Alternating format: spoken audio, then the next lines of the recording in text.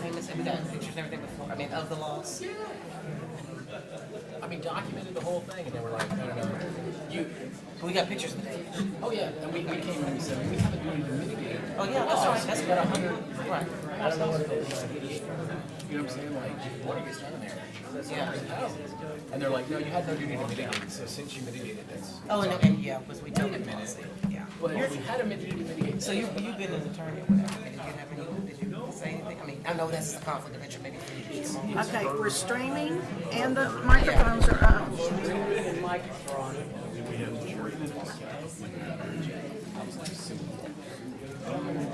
Do you right? I mean, how many years have been on crime? 50 years? And now they're. Hey! Great. Great. I should show you my knee. It was skating. Twirl paper.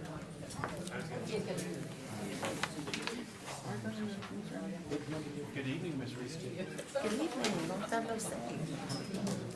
It's much, what time did you get home, son? Get ready. Well, Hey, Mr. Wyndham. Hey, Mrs. Wyndham.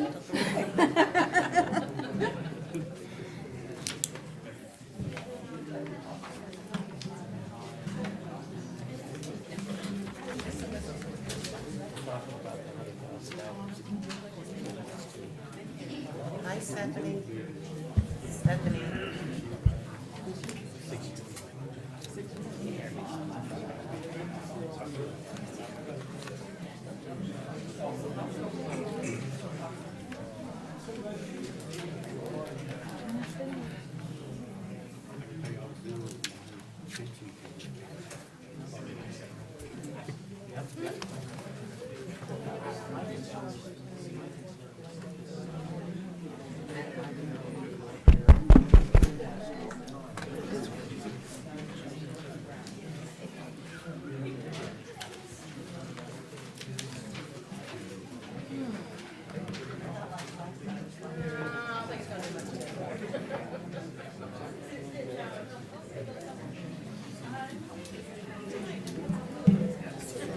Yesterday, I was driving home from Sandusky, and I had seen how man put my phone on the night stove without letting me know how I did it.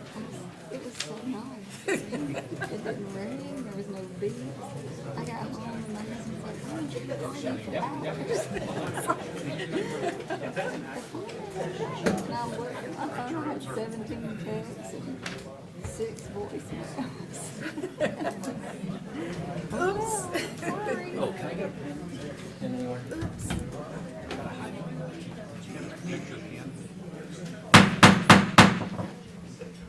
Good evening and welcome to. Good evening and welcome to the Spalding County Board of Commissioners regular meeting. It is Monday, May 1st, 2023 at approximately 6 p.m. I'd request that everybody take your cell phones and other electronic devices and put on some kind of silent mode so we don't disrupt everybody as we go along. At this time, I'd like to ask Commissioner James Dutton of District 2 to deliver the invocation and Commissioner Ryan Bolden of District 4 to lead us in the pledge to the flag. It'd be my pleasure. Please stand and pray with me tonight.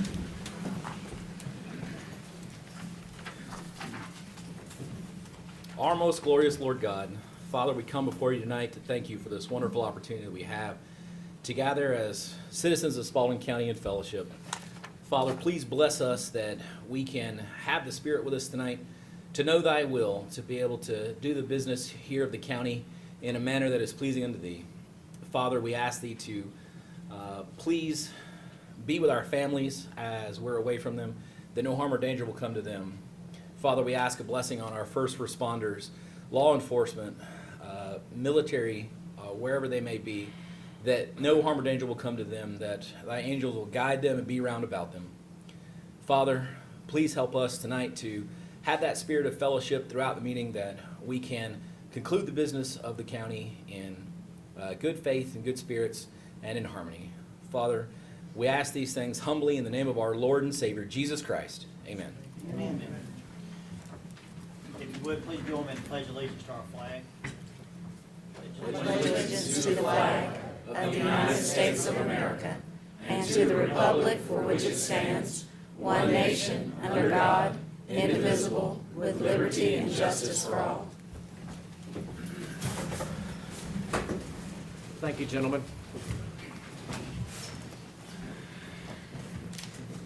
Not here tonight. At this time, I'd like to call and see if there's any amendments to the agenda. Yes, Mr. Chairman, I'd like to amend the agenda with 3 new items under the new business section. A new item number 15 under new business to cancel the June 19th Board of Commissioners extraordinary session as the county offices will be closed in observance of Juneteenth holiday, and the agenda items be moved to June 22nd to be heard during the zoning public meeting. Second. All right, have a motion and a second. Any more discussion? All those in favor signify by raising your hand. 4-0, motion carries. I got another new item to place under number 16 under new business to consider declaring July 3rd as a holiday for county employees in recognition of the dedication, long hours, and hard work they performed going up above and beyond what is required to assist the county in recovery from the tornado events earlier this year. Do I have a second? I'll second. I have a motion and a second. Any more discussion? All those in favor signify by raising your hand. 4-0, motion carries. Thank you. And the last one would be go under item number 17 under new business to discuss the public hearing dates for the FY24 budget. The original calendar had the first public hearing scheduled for June 19th, which is a holiday. All right, I have a motion. Do I have a second? Second. I have a motion and a second. Any more discussion? All those in favor signify by raising your hand. 4-0, motion carries. New agenda items. To make sure everybody, if this is your first time here, you'll be seeing on the screen exactly what the commissioners and staff see, so that that's totally transparent to anybody on what's going on. So we're not doing something that what are they doing, how are they getting that information? You'll see exactly the same thing. If you can't see the screen, I'd suggest you get to some position that you can. All right. Item number 4, presentation and proclamation.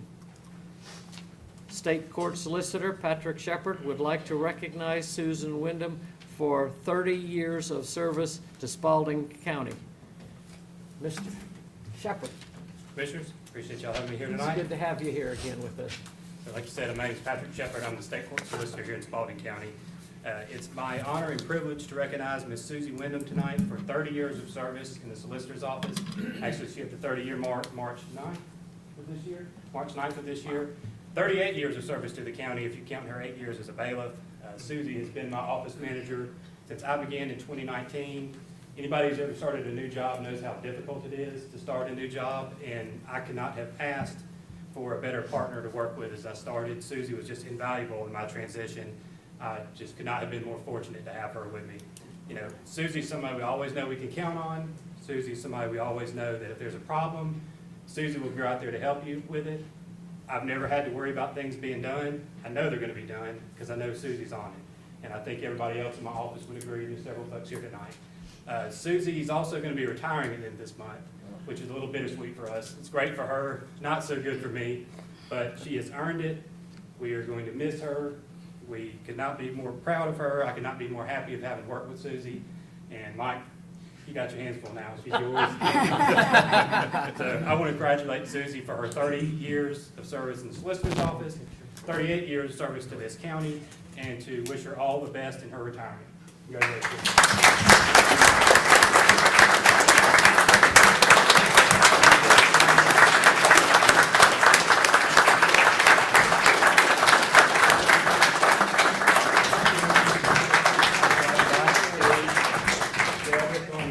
Come on, Mike. We're going to go up here and have a big picture. So anybody who's got to come, you need to take pictures, get in the position to be able to take pictures. All right, slide over here next to me. We've got to be underneath the thing. Mike?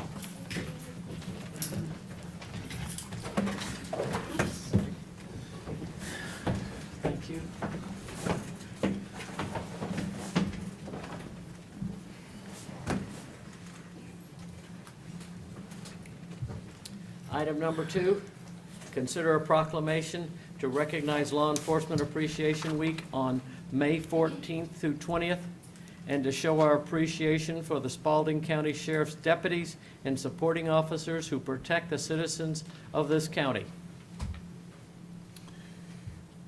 Mr. Chairman, I would like to read the proclamation at this time with the sheriff's approval. In recognition of Law Enforcement Appreciation Week, May 14 through 20, 2023, whereas Spalding County law enforcement officials and public safety officers are brave and dedicated individuals who protect our citizens, families, and our communities here in Spalding County. And these men and women serve on the front lines of public safety, are prepared to face uncertainty and danger for the sake of protecting their neighbors. In Spalding County's law enforcement officials and public safety officers face intense challenges and make profound sacrifices to ensure the safety of all citizens. And law enforcement officials face increased scrutiny, yet continue to perform their duties with dignity and honor. And Spalding County continues to train and develop the best law enforcement officers and public safety officials, and because of their hard work and devotion, Spalding County remains a safe and welcoming county in which to live, work, and play. And the service of the Spalding County Sheriff and his dedicated team helps to maintain the well-being of our county. These individuals provide an invaluable service and should be recognized for their commitment and bravery.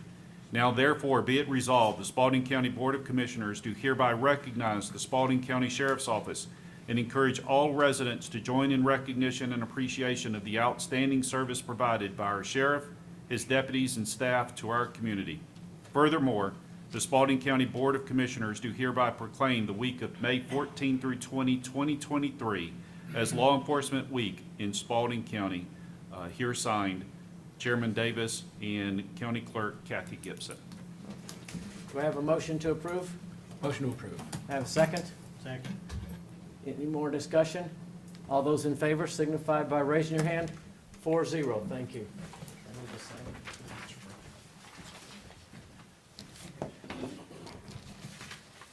Give me a second to sign it while we can. And would like the sheriff to come forward and, of course, have an opportunity to say something while we get ready to get a picture with our wonderful sheriff.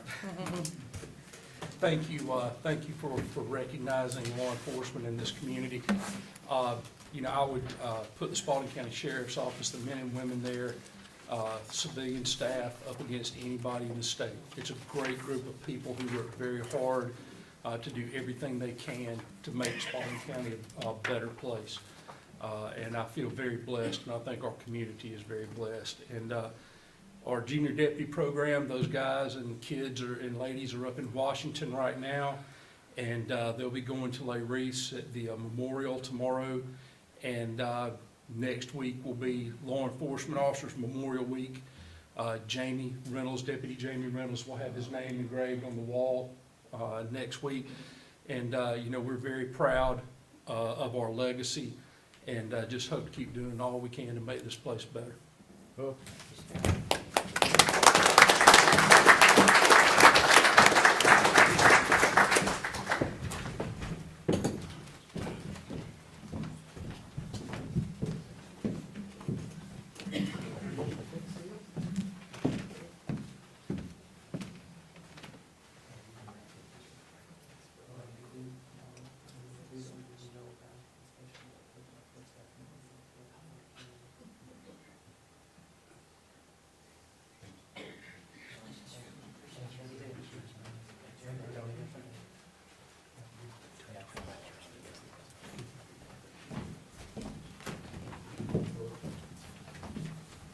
Wonderful person to be taking care of us on a day-to-day basis.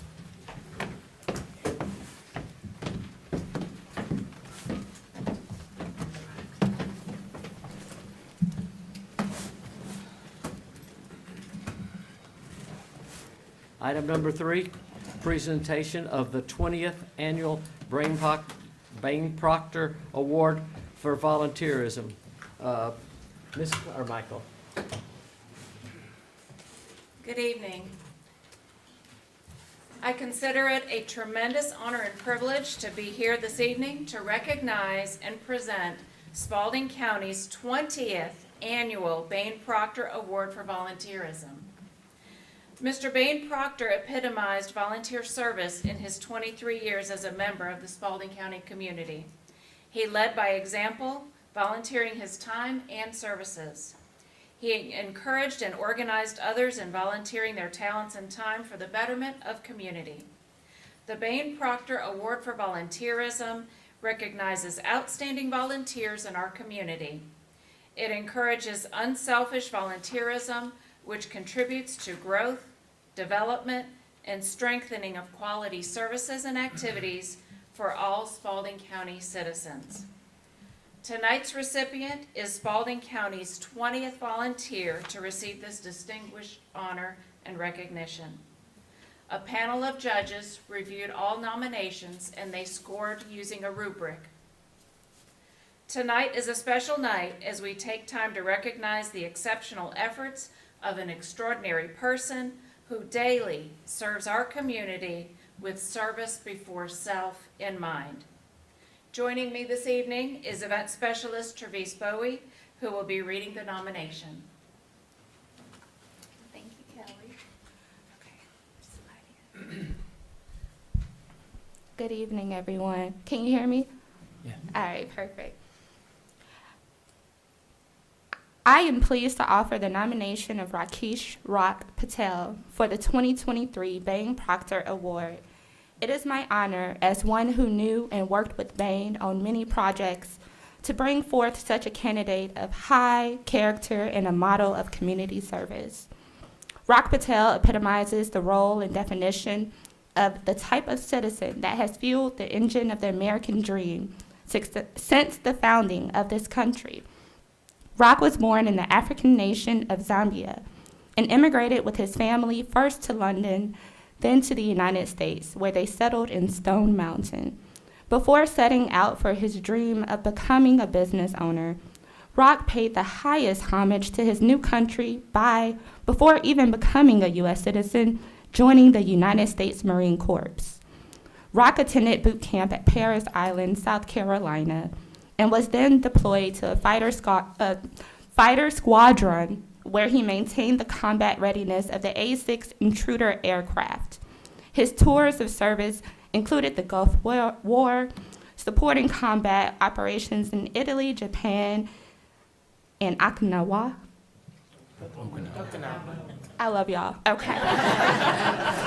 Upon his discharge from the Marines, Rock married Sitel Patel, originally from California, then set his sights on realizing his goal of becoming a small business owner. Rock and Sitel purchased National Brake and Muffler, a long-standing and reputable automobile repair shop on the north side of Griffin. They are in their 19th year of ownership and have become very successful in the business community. Their business is very active in the Chamber of Commerce. Honor, courage, and commitment, the core values of the Marines, has defined Rock's journey as a citizen of the Griffin-Spalding community. Becoming an American was not meant to ever be an easy task to accomplish. Owning a small business is no picnic as well. However, Rock has fully understood that no life is complete without offering oneself for the service of betterment of the community in which they live. Once a Marine, always a Marine. Rock stays very involved in the local Marine Corps League, where he serves as the local chairman of the Toys for Tots program that provides Christmas dreams for hundreds of local children. His work has seen the Toys for Tots program expand to several neighborhoods, counties with great success. He is a member and past president of the Griffin Exchange Club and is an active member of the Meridian Sun Lodge of Freemasons.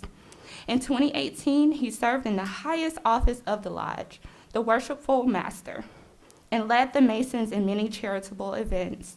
Rock also assists in activities with Troop 2 of the Boy Scouts of America, where his son Milan is an active scout.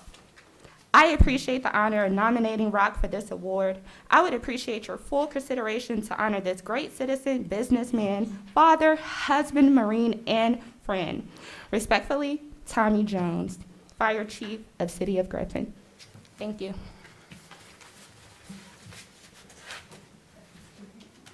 Mr. Patel, would you like to come forward and receive your honor?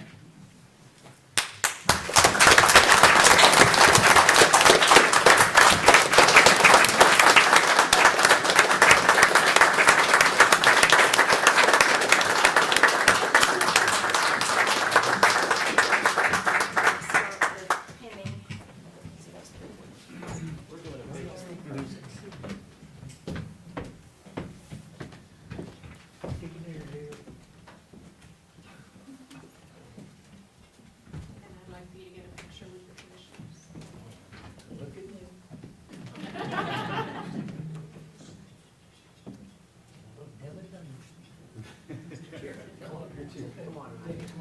How about your family? Yeah, get everybody you want, been a mom and a wife.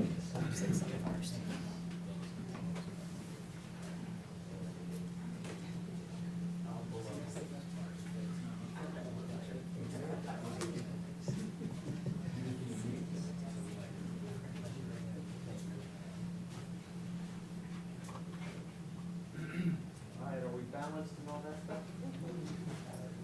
No, but you're doing successful.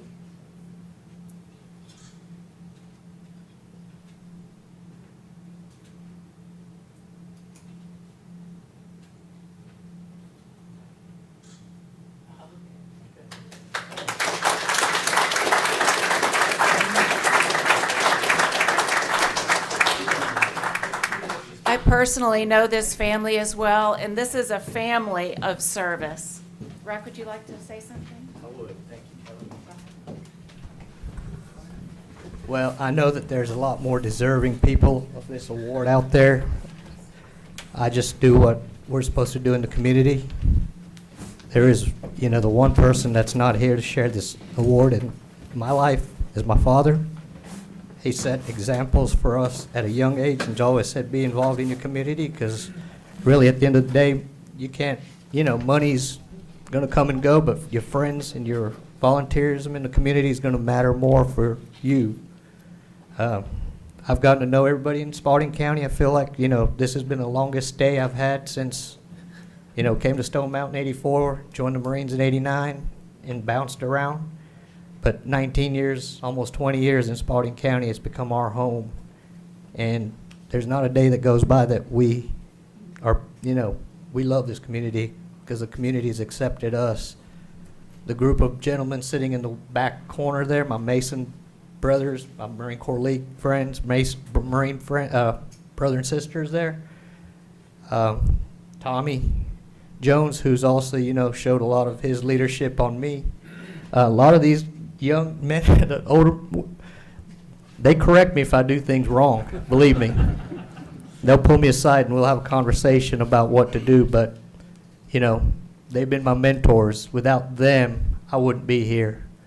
I have a very good friend sitting there. He was last year's recipient, Roy McLean. We've done, he involves me in a lot of things he does. He said, hey, you might want to do this. That's a sign. You're going to join me and help me regardless of what you want to do. In the earlier days, even my mom, she visits down here with us from my brother. We split duties with my mom staying with us. She's like, you're always busy. And I just feel like, I told her, I said, well, you remember what you and Dad used to do in Africa and places, So this is just continuing a tradition with, and I hope to, set an example for my 16-year-old to see what a community is about rather than just sitting at home not doing nothing. So thank you, Spalding County.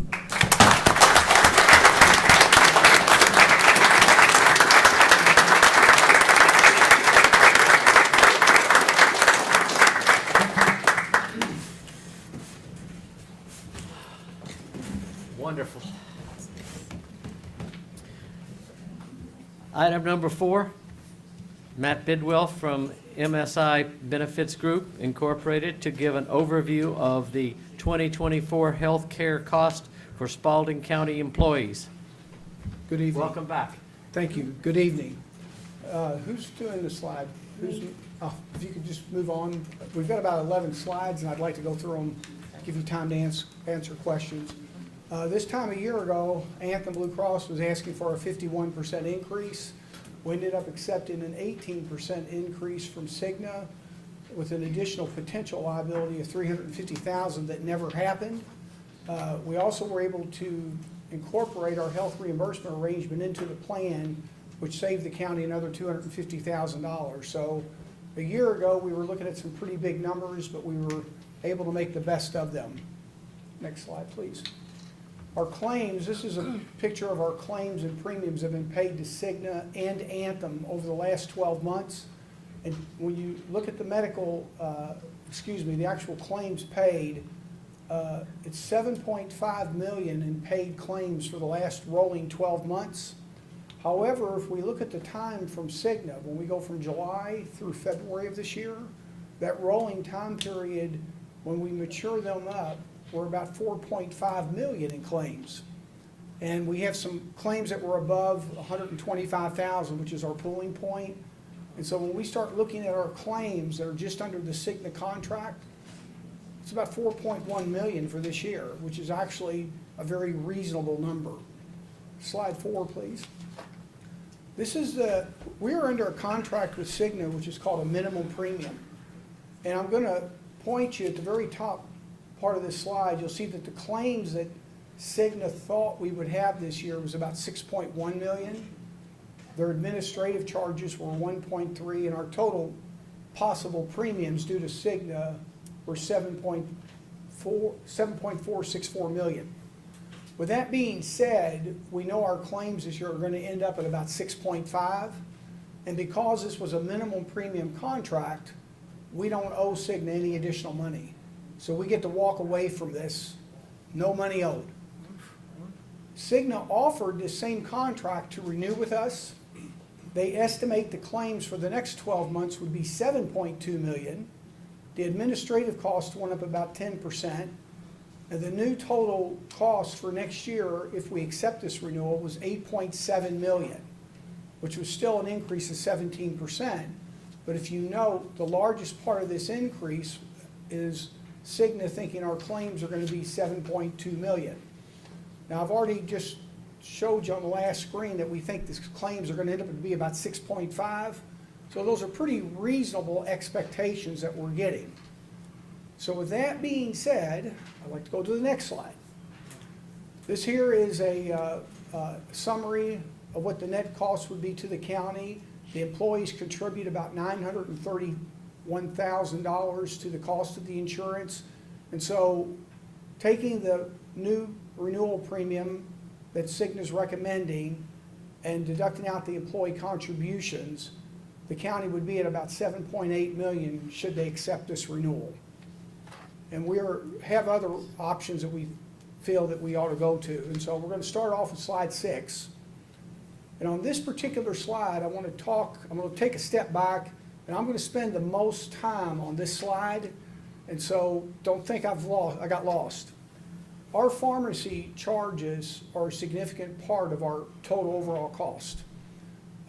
Whether we're with Anthem, Cigna, United Healthcare, or Aetna, all of them have ownership of their pharmacy benefit managers. And you might think that could be a conflict of interest. It generally is. And so with that being said, with most of our larger groups, we've taken them and changed them to a self-insured contract, and we've moved the pharmacy away from the Big Four. And by doing that, we get some efficiencies that the larger contracts aren't willing to do. And last year, I think the number might have got blurred on there. I got to look at my copy. Yeah, it's not showing up well there, but in 2022, the county had $1.6 million in pharmacy claims under both the Anthem and Cigna contract. We ran this through our vendor ProCare, which is in Gainesville, Georgia, and Veracity, which is the pharmacy assistant group that we use out of Kennesaw. And out of the $1.6 million in pharmacy claims, they conservatively think that we can reduce them by $900,000. So you're taking $1.6 million in pharmacy claims and reduce them down to $700,000. We put the same program in at the city of Griffin July 1 of last year, and through March of this year, from July through March of this year, Under Cigna, they had 1.1 million in pharmacy claims, and under the new program with Veracity, it's around 330,000. An $800,000 savings on the same prescriptions. And so we think this number here actually could be closer to $1 million, the actual savings. The only way we can get this savings is we can't let Cigna do it. We have to take it to an outside vendor, and that's what we're recommending we do. And so with that being said, I'm going to move over to slide 7. Now on slide 7, this is labeled administrative services only. And what that means is that we're going to get away from a guaranteed contract with Cigna. Cigna says, hey, for $8.7 million, we'll guarantee everything. And what we're recommending is that we change it to where the county buys the reinsurance separately. And so we're putting a little bit more at risk, but it enables us to pull the pharmacy out and do what we want to with the pharmacy. And when you come down and you look at the line there, it says the total fixed plus expected claims. If we stay with just a Cigna network and a Cigna pharmacy, which is Express Scripts, they think our charges here will be about 8.5 million. It's at 8.490 number. And we feel that if we put the Veracity program in, we'll be at about 7.8 million. A substantial savings. If some of you take time and you start looking at details on these, some of these numbers, you wonder where they're coming from. Cigna does not want us to pull the pharmacy out. And so one of the things you look at is our expected liability under Cigna is 7.1 million in claims. But just because I'm going to pull my pharmacy, they tell me my liability is going to go to almost 7.2 million. So some of those numbers are kind of like, wait a minute, what are we doing here? So contractually, this is what we're dealing with, but we feel that, I got 3 bullets there to kind of help you summarize this. Our last 12 months with Anthem, we had almost 9 million in claims, and of that 9 million in claims, 2.7 million of those claims exceeded the pooling threshold of 125,000, which would have meant, had we been self-insured under Anthem over a year ago, our total claims responsible to the county would have been 6.2 million. This year, we know the number is going to be about 6.5 million, and next year we think that number, if we don't do anything different with the pharmacy, it's going to be about 7.1, 7.2. But because we're going to put these pharmacy changes in, we think you're going to get your claim and pharmacy number back to about a 6.12 number. So we think you're looking at about $1 million savings by making the change. This is a lot to absorb, and I'm going to give you time to go back over it, but I want to run through a couple of real quick slides. Slide 8, we're recommending keeping the dental where it is. There's no change in the cost. Slide 9, the vision, there's no change. Oh, the vision, there is a change here. We've had our vision here with Davis Vision Care for probably 15 years. Well, Davis was purchased by MetLife, and they were changing it over to a MetLife contract July 1. And we recommend that this is a better time to move it to Cigna, so the employees have everything under one Cigna card. It just makes the administration run easier. The network is as big or better, and so we're making a recommendation that we change the vision of the Cigna too. And the price is approximately the same too. The cost on it is comparable. They're within, I don't want to say the numbers are on top of each other, but in vision, that's what happens. And then on my next slide, the basic life, there was no change in the basic life insurance that the county purchases. And the slide 11, which is where I'm really trying to get to, is this really summarizes what we're talking about. And I'm going to start at the very top. Our current Cigna annual premium is $7.499 million.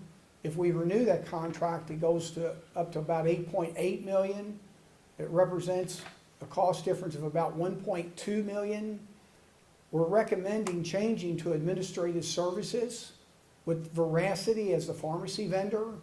And by doing that, we're keeping the net increase down on the actual cost about 4.76%. represents about a $350,000 change to the county. There's no change in the dental, the vision. We want to change that over to Cigna from the Davis, and no change on the basic life.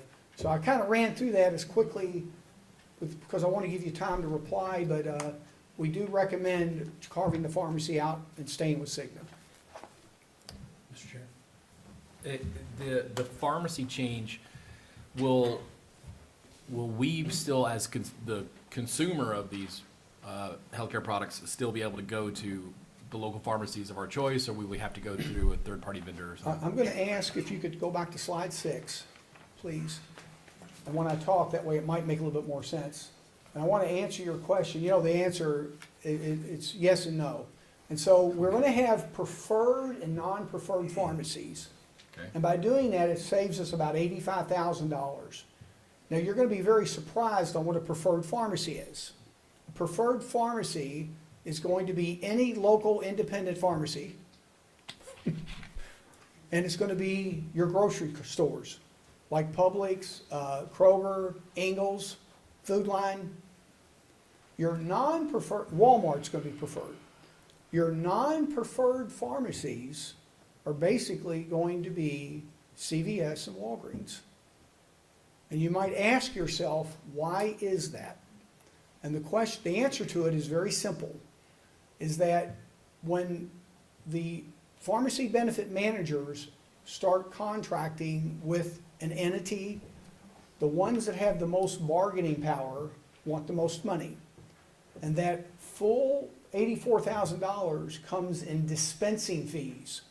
When they take that little pills and they put them in that orange bottle and they type your name on it and they throw it in a plastic bag, the larger national chains on average charge $15 to $20 more in dispensing fees to fill the script. That's because they can. And so when we're doing preferred and non-preferred, we're only putting it on generic drugs because that's about 90% of the fills. So if I'm getting a brand drug from Walgreens or CVS, I can go there. But if I go in there to fill my generic, the copay will be up to $20, but if I go to the grocery store, it'll only be $5. So we're going to give you a lower generic. If you go to the local independents or grocery store, your brands are going to feel the same anywhere. But we think the rationale behind it is the dispensing fees. $84,000. I just wanted to make sure that there's a lot of locally owned pharmacies and that we Yes. weren't excluding them. Good deal. Okay. And that's the bulk of the saving. So the pharmacy is one thing. I think you kind of touched on it. I want to make sure there's no difference in the drug or anything like that. I mean, there's no No. change on that. And are these 30-day or 90-day refills, or does it matter, or does that? Well, what does that affect the cost? happens, you're asking a lot of great questions. In the past, we've always offered 2 times copay for mail order. Well, actually, the mail order has now become more expensive. So anybody who's taking maintenance drugs, we're going to ask them to fill them retail for 2 times copay. So if I'm taking a blood pressure pill and it's a generic, I'll be able to get a 90-day fill for $10 at a local grocery store or at my local independent. If we were to put mail order in, it becomes more expensive. And it has to do with how the contract is set up. The very first line there talks about the contract. It shows a $43,000 savings. What the contract means is that our pharmacy benefit manager, ProCare, they are charging the plan exactly what the prescription drug charge is being charged to us. What happens under a lot of the other PBMs is that they'll sit there and tell you it's a $12 drug, but they only paid $8 for it. That's called, they step up the pricing on it. And you'll notice it, like if you're going to get a Cigna drug filled right now, and by the way, this could be Cigna, Anthem, Aetna, any of them. A lot of people tell me they get their generics filled under GoodRx because it's less than what the commercials are. And that's because GoodRx comes in and under their PBM, and they actually price below what the health plans are doing. So we'll go under our Cigna plan, or if it was Anthem, and they'll tell us the drug is $12. It's a $12 claim charge to us. but they may only be paying $8 for the drug. And so now with ProCare, if the drug costs $8, they charge us $8, and we're paying them a flat fee of $4.50 every time they fill a script for us. So we've gone to a flat fee, and just by doing that, we're saving $43,000. Is there any change?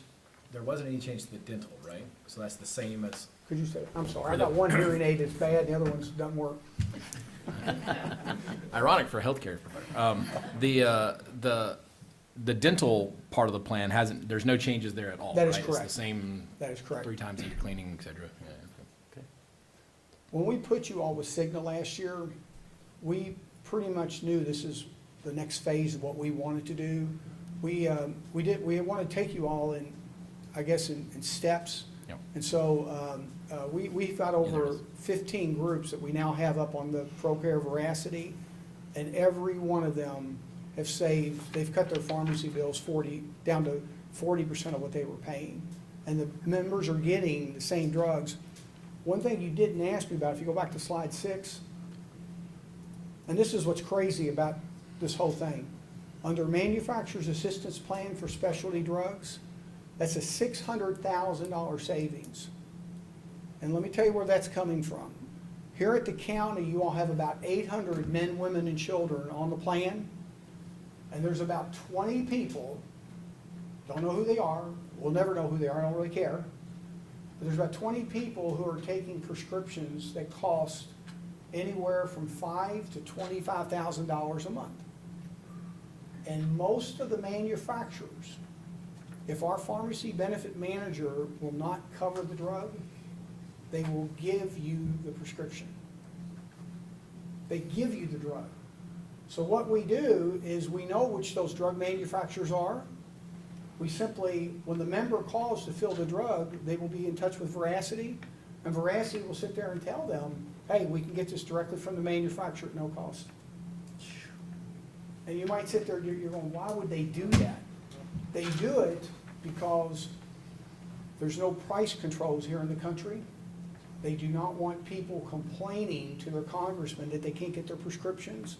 So every one of the drug manufacturers have set up these nonprofit foundations to give those prescriptions away to people whose plans don't cover them. So I don't know how long this will go on, but as long as they're willing to keep doing it, I think we need to take advantage of it. It's crazy. So, Other questions? So everybody in the audience knows, this is not the first time we've looked at this, first of all. This is a repeated issue Yearly. that we have studied hard.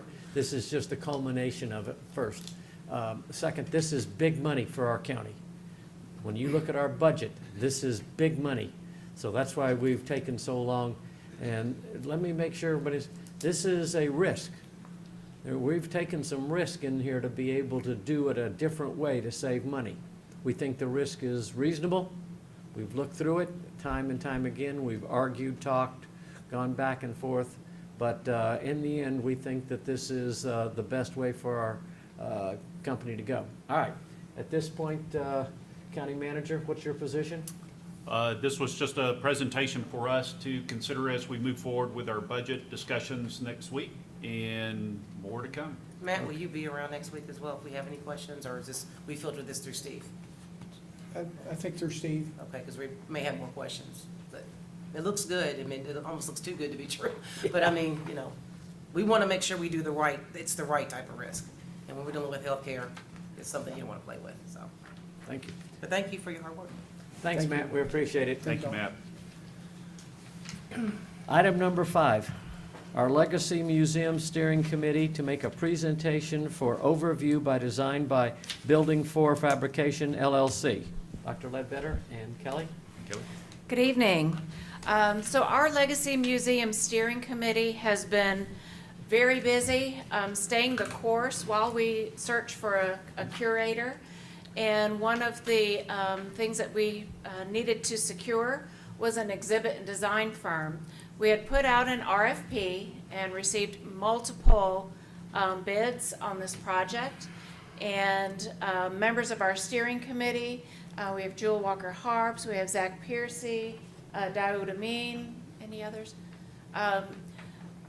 We all met and reviewed the bids, and then invited 3 of them to interview. So we conducted interviews, and upon those interviews and the results of those interviews, we made a recommendation to the full steering committee of our Legacy Museum, and they unanimously agreed to invite Building 4, Cooper Carey, who are here with us tonight, to accept the bid.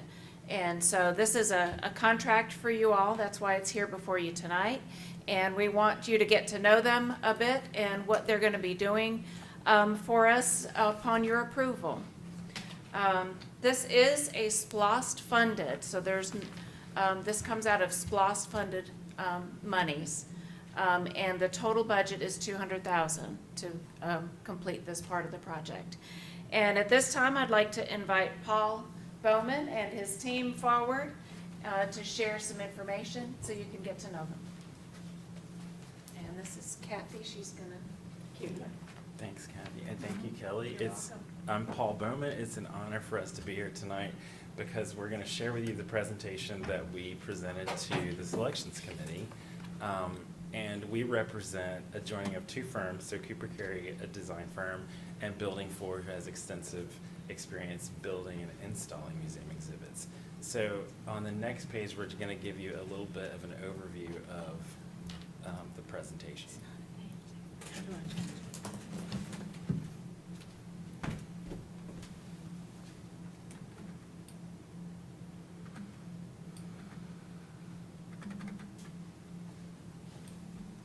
You opened it as a PDF. So It's just open as a PDF. You just scroll down. So we are passionate about connecting people to places, and with our Legacy Museum, we have a great opportunity to do that. So we're going to run through our presentation, which includes introductions of our team, talk about our design process that we will go through, and give you a little overview of scheduling and pricing. So I'm going to let Kelly Kopaka take over the introductions. Hi, I'm Kelly Kopaka. I will serve as the project manager for this effort. I've been with Cooper Carey for 4 years now, and I've got extensive history designing museum exhibits, as well as environments for the, graphics for the built environment. We also have, as part of our Cooper Carey team, Ray Chung, who is not here with us this evening, but Ray is an architect with considerable exhibit design experience. Paul Bowman, who is our experiential graphic designer, also a director. And then we also have Stephen Carlin, who is our studio manager, not here tonight, but he will be the one that's making sure that we're staying on task and on budget. We will also be working with Building 4. Good evening, I'm Frank Yockland. I'll be your main contact during the whole process. I have over 25 years of experience building and designing and installing museum exhibits. One of 3 partners here. I brought Rudy here from our Texas office. Thank you for the opportunity to be here tonight. Rudy Rocha, one of the owners of Building 4 Fabrication. Building 4 Fabrication builds visions that are like the Legacy Museum into realities. And we're here to do that, partner with everyone who has a stakeholder interest in this project. And once Cooper Carey gives a little bit of an introduction into our process for design, Frank and I are going to go into how we actually will go about fabricating and installing the project. So this is a well-oiled team, you can tell, right? So on the next page, we are going to show you a little diagram that represents the power of connections within Cooper Carey as a design firm. So we call it our mixed-use ecosystem, but we have 16 different studios and 8 different practice groups. So we're sort of a one-stop shop for everything from interior design to exhibit design, architecture, landscape architecture. And on the next page, you'll see the experiential graphic design group is really a small 7-person team within Cooper Carey. So you get really personalized service and a lot of access to greater expertise. So on the next page, we want to talk about your vision and mission statement for our Legacy Museum. Could you speak a little closer to the microphone? Sure. Thank you. The mission and vision statement for our Legacy Museum really resonated with us because we see the power of connections here, and our goal for the museum is to really reach across diverse backgrounds and generations to create something that is valuable to the community here, but also more broadly. And we feel like the way to influence the future in a positive way is to look at the legacies we leave behind and understand our shared histories together.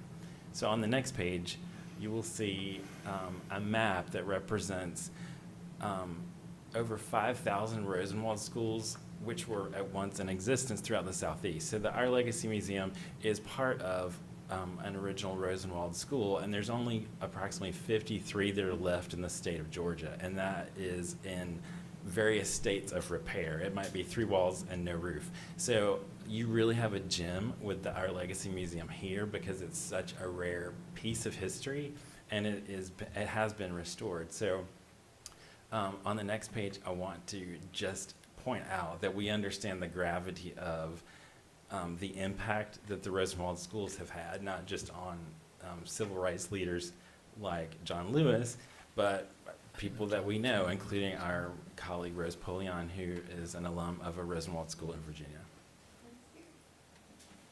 And she's here tonight. Yeah, thanks for coming, Rose. So on the next page, we're going to go through a little bit of our past work and process to share with you. So, like Paul said, we just wanted to dazzle you with some pretty pictures before we go into the weeds of process. This first image is a project that we worked on in Sumter, South Carolina. It is the Temple Sinai Jewish History Center. It's actually the first Jewish history museum in South Carolina. And the reason why I'm showing this image is because the space is actually very similar in size to Our Legacy Museum, and also just the importance of telling the story of community members. Abe Stern was a Holocaust survivor that moved to Sumter after the war and established a really successful shoe business, selling shoes to the community. He was also very involved in the civics of Sumter County as well. So this is just to show how important it is to involve community members in telling your story. Next slide, please. And then this next one is just to show some sort of creative solutions that we've had for smaller budgets and increased interactivity. There's a lot of different ways to involve people in your museum. This image on the left was a problem. It was a door that led to nowhere, and we actually ended up making it sort of a open flip book where you open the door and it tells you a little bit about the interior structure of the architecture of the building. We also have done puzzles, and there's ways that you can incorporate spoken audio where you can listen to people's verbal histories. And then also just something as simple as leaving a small note to sort of talk about how this might have influenced you or maybe someone in your family. So there's lots of different ways to not only involve the community in creating the exhibit, but later when they're actually sort of interacting with it. Next slide, please. And then this is just another image to show how important it is to tell the stories of the places where you grew up, where you live, where you work. And there are just a couple of projects from the Charleston region as well as James Island, including a historic Mosquito Beach and Evergreen Cemetery. So, Paul? So with these examples, we want to show you that you can do a lot on a small budget. So this project was an 1800s train depot, and this was a project I worked on previously at another firm. And on the next slide, you'll see we were able to incorporate technology in ways that respected the architecture. So these are interactive map tables that were created. So the technology is infused, but it doesn't take away from the history. And on the next page, you'll see a slide. This is a Cooper Carry project that we did for the city of Milton. And this is at their city hall. So we created these interactive displays that connect the community together, but they can be unplugged and wheeled away, and so this room can be used for meeting spaces. That's pretty good.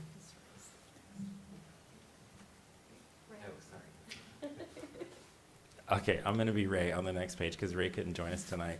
So this is some of Ray's work with Rockwell Group, and he wanted to put this in for us to show really interesting ways to create a big impact with not a lot of complex technology. So this is from the Green Bay Packers Hall of Fame, and this is a series of mannequins that provide a play-by-play sort of stop-motion animation style illustration of a forward pass, but it's also illustrating the transition of how the uniform styles changed over the years.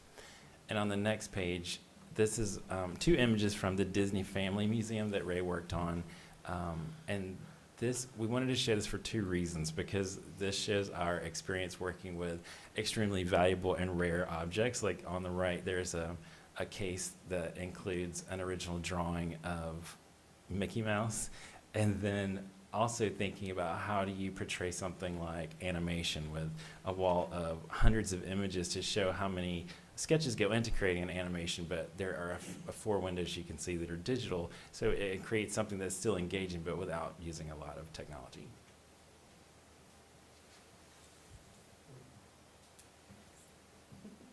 Next slide.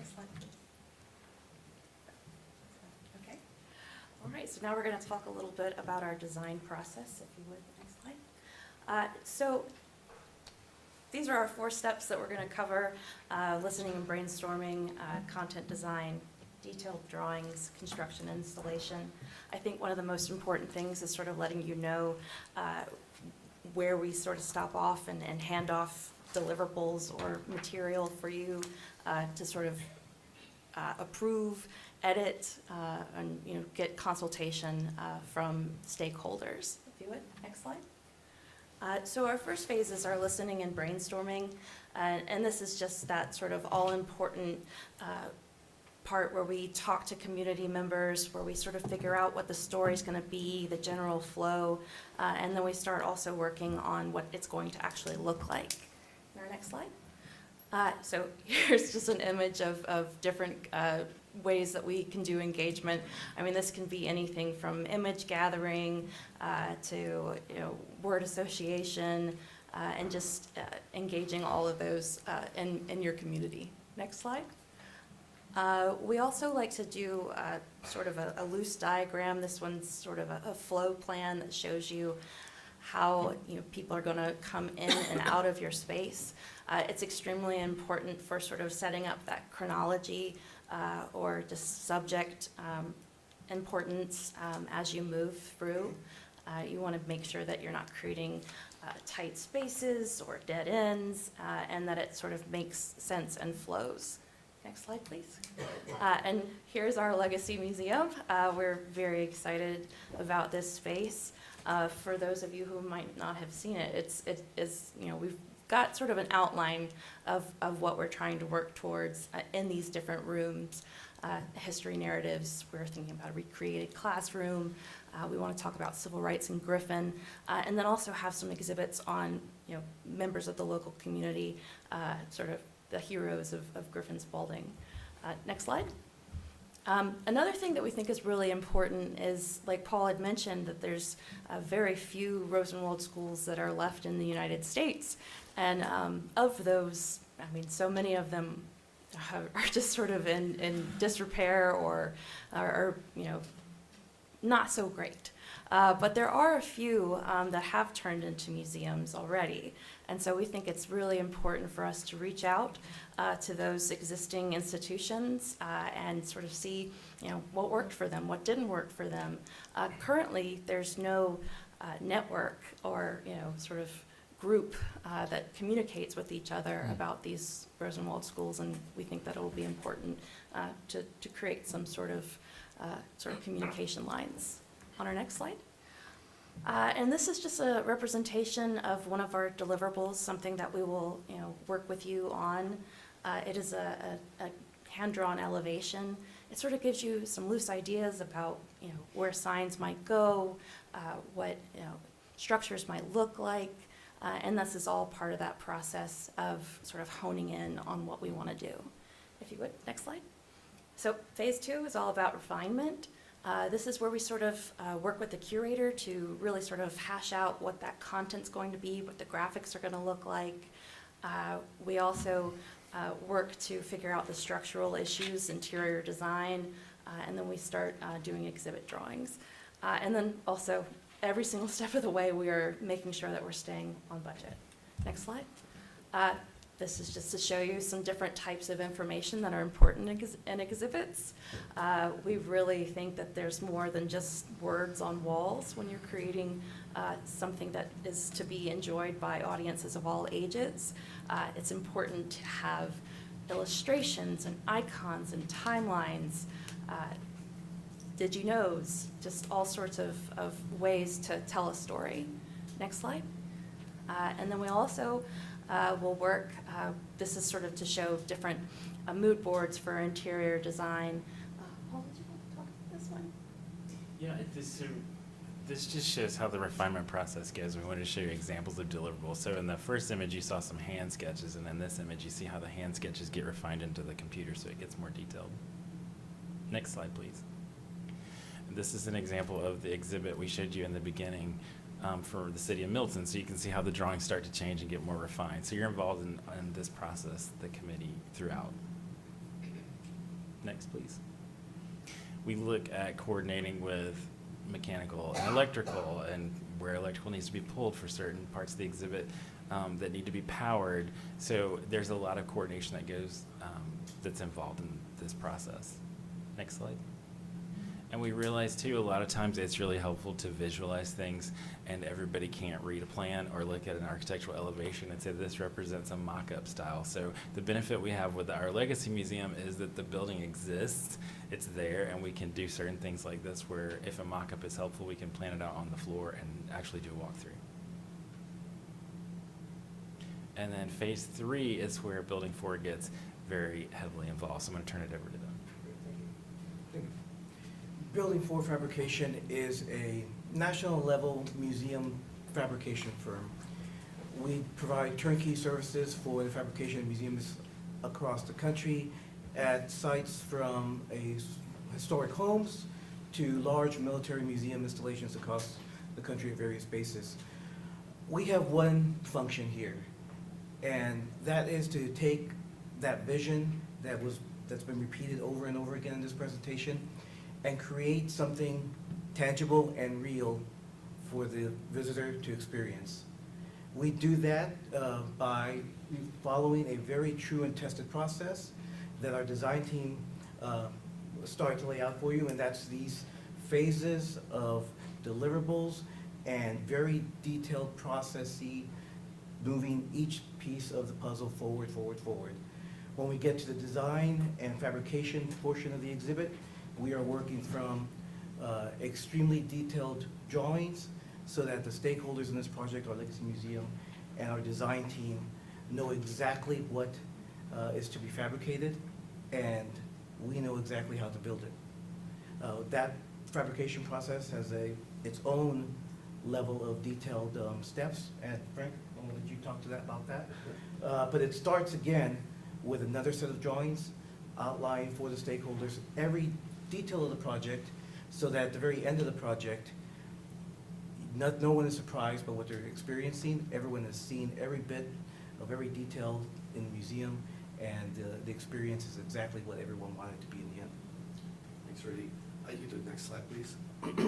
As I said in my introduction, I'm going to be your main point of contact throughout this process.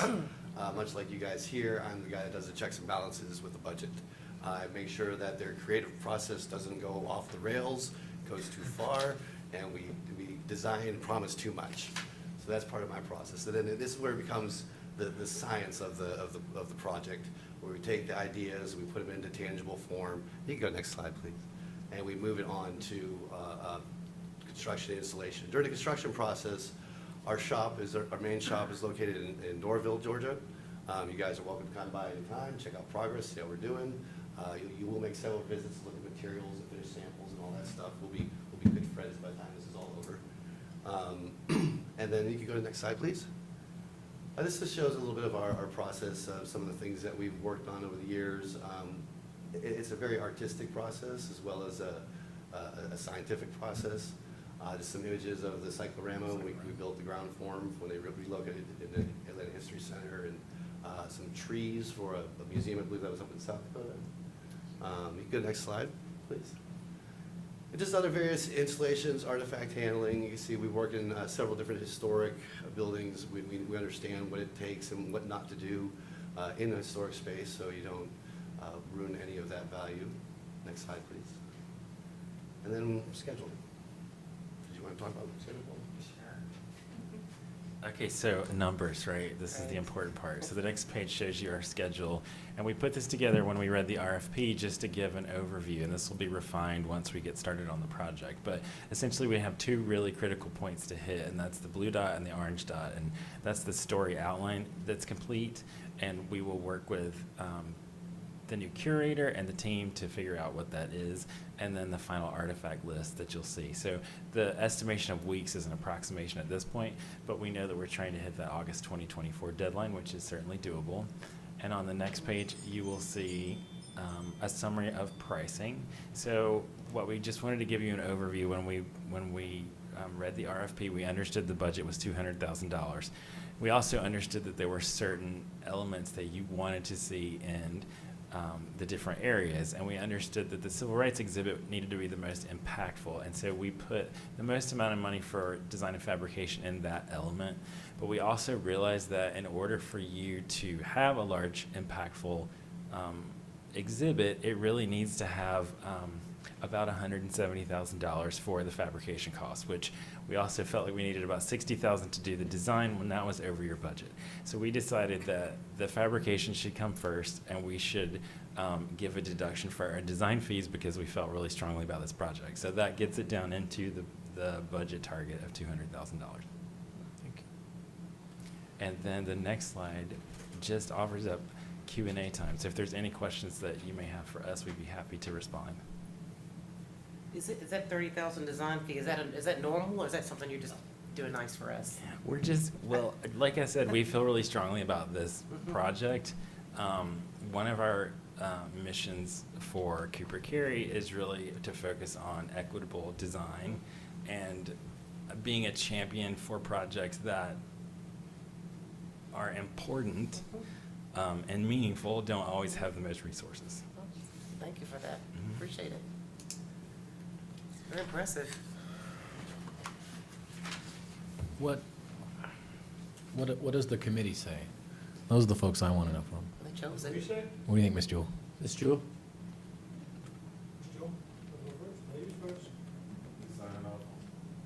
Yeah, they chose this group. So. What do we feel about the group building for Cooper Carey?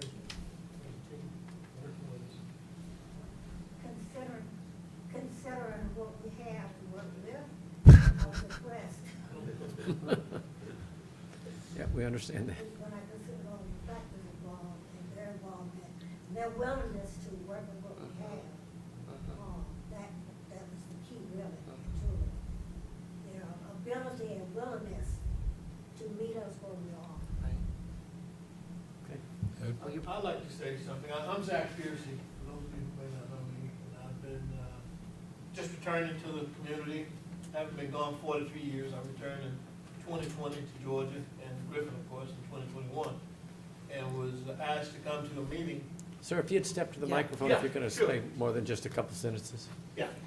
Zach Piercy, local citizen, returned after being gone 43 years from the area. Real excited to come back.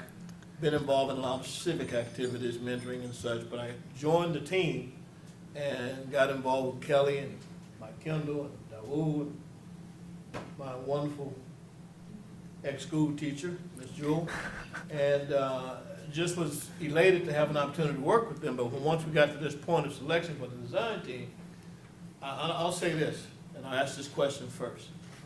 Out of everyone in here, and perhaps the young people who have now left, I guarantee you, everyone in here, by raise of hands, show of hands, you've been to the cyclorama exhibit. We don't do that here. If you would like to speak, go ahead. Okay, everybody's been to the cyclorama exhibit, I'm sure. Yeah, sure. By show of hands. Oh, yeah. And for Frank and the team to show us that they literally took that cyclorama exhibit, and that was from 1885, when it was first constructed, and it's been handled a number of times. They relocated it. They took that thing apart and put it back together at a new site.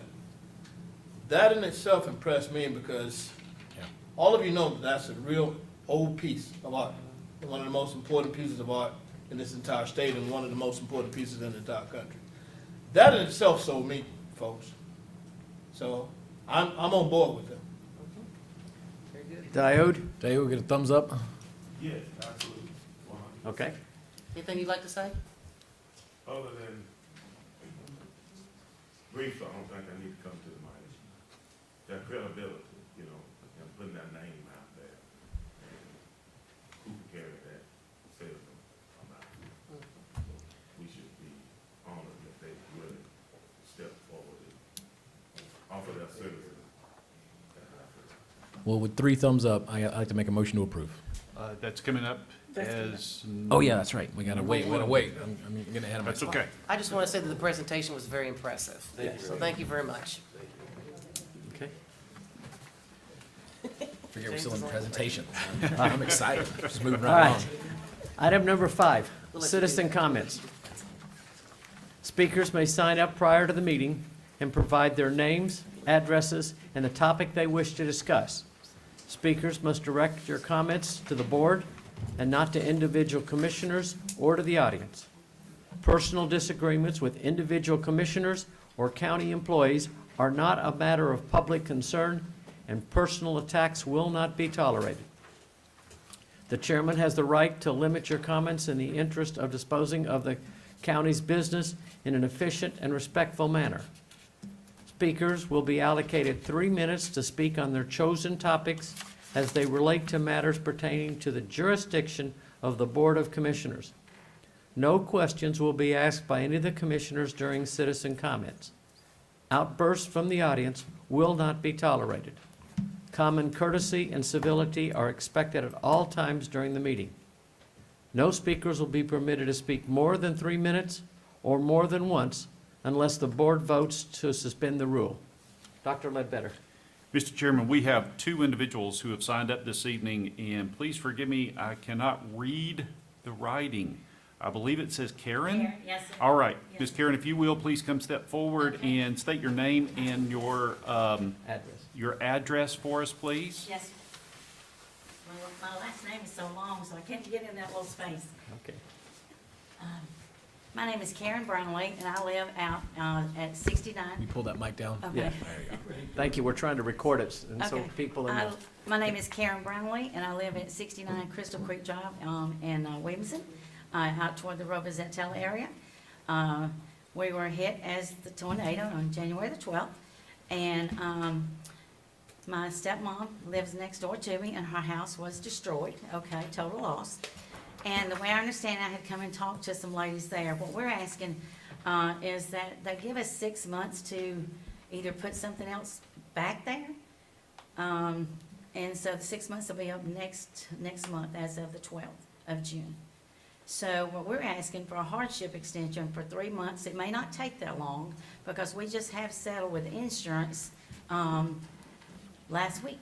And the insurance guy told me to, he said, if you need a piece of paper to take with you, you know, to where we can send or, you know, whatever you need to do. So I'm just asking, it may not take 3 months because I've got it cleaned out, you know what I'm saying? The dumpster's coming tomorrow, is all, you know, this has been, it's a disaster, okay? And, I've got pictures if you need to see it. No. And, well, she's with me right now, and she wants to come, you know, we've looked for apartments, and she wants to come and put her maybe, it may be a, we checked into those little 750 square feet, homes that we talked to the young lady in the office there. And we've talked, something about maybe putting another mobile home there, but it has to be a certain roof pitch or something, you know, and I understand the, regulations and rules, but we're just asking for a little bit of an extension because we just got the okay from the insurance office last week, well, like the 19th, 18th or 19th to, you know, so we can demo like that. So that's all we're doing. And I did sign in twice because I had another question, but I answered it sitting there, you know, and I'm like, this don't concern here. But, you know, that's all we're asking for. If you'll give us, it may not take 3 months to do. Okay, You know. thank you very much, ma'am. Thank you. We appreciate it. Ms. County Attorney, don't they have a year automatically? Okay, so we don't need to like vote to give any kind of extension. They get a year, right? That's correct. Okay, So they just need to get the right information. okay. Can you make sure that? they know Mr. that? Chairman, if you would afford me a moment of personal privilege. Sure. At this time, I would like to introduce to our community and to our board, Mr. Charles Reese Jr. Mr. Charles Reese, if you would please step to the microphone, and as I'm introducing, maybe you could spend just a second to share with the board who you are and what role you are playing inside of our community now. And this is actually a wonderful time to share back that, yes, we have a year to do the rebuild under the federal declaration rules. But ladies and gentlemen, I'd like to introduce our new Community Development Director. Welcome. We're excited about you being here, I can tell you. It's a plum-pleasing pleasure to be here. Good evening. Again, my name is Charles Reese. I'm here from the city of McDonough. I was there for 2 years, and I'm very excited with an exciting community development staff to work with them in moving forward. And right now, we're just trying to get ready for the lifting of the moratorium, May 31st. We know that all heck is going to break loose. So that's what we're doing right now, among other things. So I'm just happy to be here. Welcome, Mr. Yes. Reese. We appreciate it. Ms. Nancy, Ms. Karen, as we move forward, Mr. Reese is your point of contact for the projects that you will bring back for us. But you've got a year. See you right here. Yeah, But you've got a year, not 6 months. yeah, 1 year. Thank you, Mr. Reese, and welcome to Spalding County. I really appreciate it. Thank you very much. Definitely. All right, item number 6. Was there any more people? Oh, I'm sorry.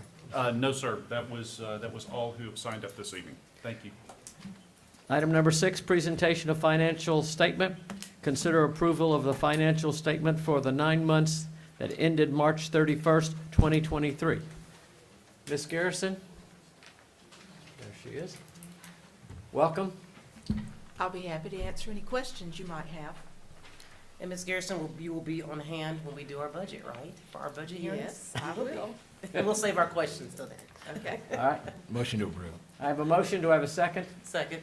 I have a motion, a second. Any more discussion? All those in favor, please signify by raising your hand. 4-0. Thank you, Ms. Garrison. That was pretty easy tonight. Minutes, number 7, minutes. Consider approval of the minutes of the Spalding County Board of Commissioners Extraordinary Session on April 17th, 2023. Motion to approve? So moved. A second? Second. I have a motion and a second. Any more discussion? All those in favor signify by raising your hand. 4-0. Motion carries. Item number 8, old business. Lift from the table and consider appointment to the Griffin Spalding Area Transportation Committee, GSATC, to replace Bill Bryant, whose term expired December 31st, 2022. Motion to lift. All right, I have a motion to lift. Do I have a second? Second. All those in favor signify by raising your hand. 4-0. Motion has been lifted. County Manager, do we have somebody's name in the book? Mr. Chairman, we do, to fill the term of Bill Bryant that will expire 12/31. Actually, I think Did it's. expire It's 12/31. expired, Yeah. 12/31/2022, is Mr. Jerry McNeely. Okay. He is the only one who has a page in the book for appointment, and it was dated for nomination April the 11th, 2023 by Chairman Davis. All right, do I have a motion to approve? Motion to approve. Do I have a second? Second. I have a motion and a second. Any more discussion? All those in favor signify by raising your hand. 4. Motion carries. Thank you. Just got kind of a question about it. Is there a reason why this board is 6 years? Isn't that the, how long they serve? It's a 6-year That's commitment? correct. Is that the only appointment that we have that are 6 years? The Water Authority is a 6-year appointment. That's correct. Okay. Just curious. Lock in those volunteers. They can't. See? Item 9, new business.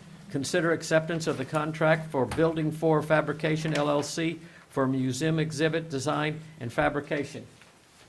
Do I have a motion to approve? Motion to approve. I have a motion, do I have a second? Read it. Second. All those in favor, any discussion? All those in favor signify by raising your hand. 4, motion carries. Thank you all, we appreciate your presentation and what you all are doing for us. And thank you for the Very nominating excited. committee. Very excited to do those walkthroughs and see what comes of this. Item number 2, consider recommendation from the Park and Leisure Service Advisory Commission to accept a donation from the Spalding County Pickleball Association and facilities improvements for which they are specified. Kelly? Yes. You have before you a recommendation from the Parks and Leisure Advisory Commission. At the last Advisory Commission meeting, the Pickleball Association presented a list of projects, facility amendments that they are wanting to donate. You have that list in front of you. We have President Lynn Lowry here with us. If you want to come up, Lynn, if they have any questions for you.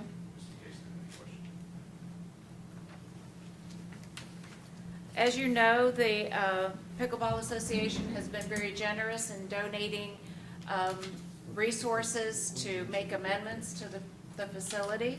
The popularity of the sport has grown, the use of the facility has grown for tournament hosting, and that just raises the bar for us to make sure that our facility meets expectations of those that travel across the nation and even across the world to come and play at our facility here.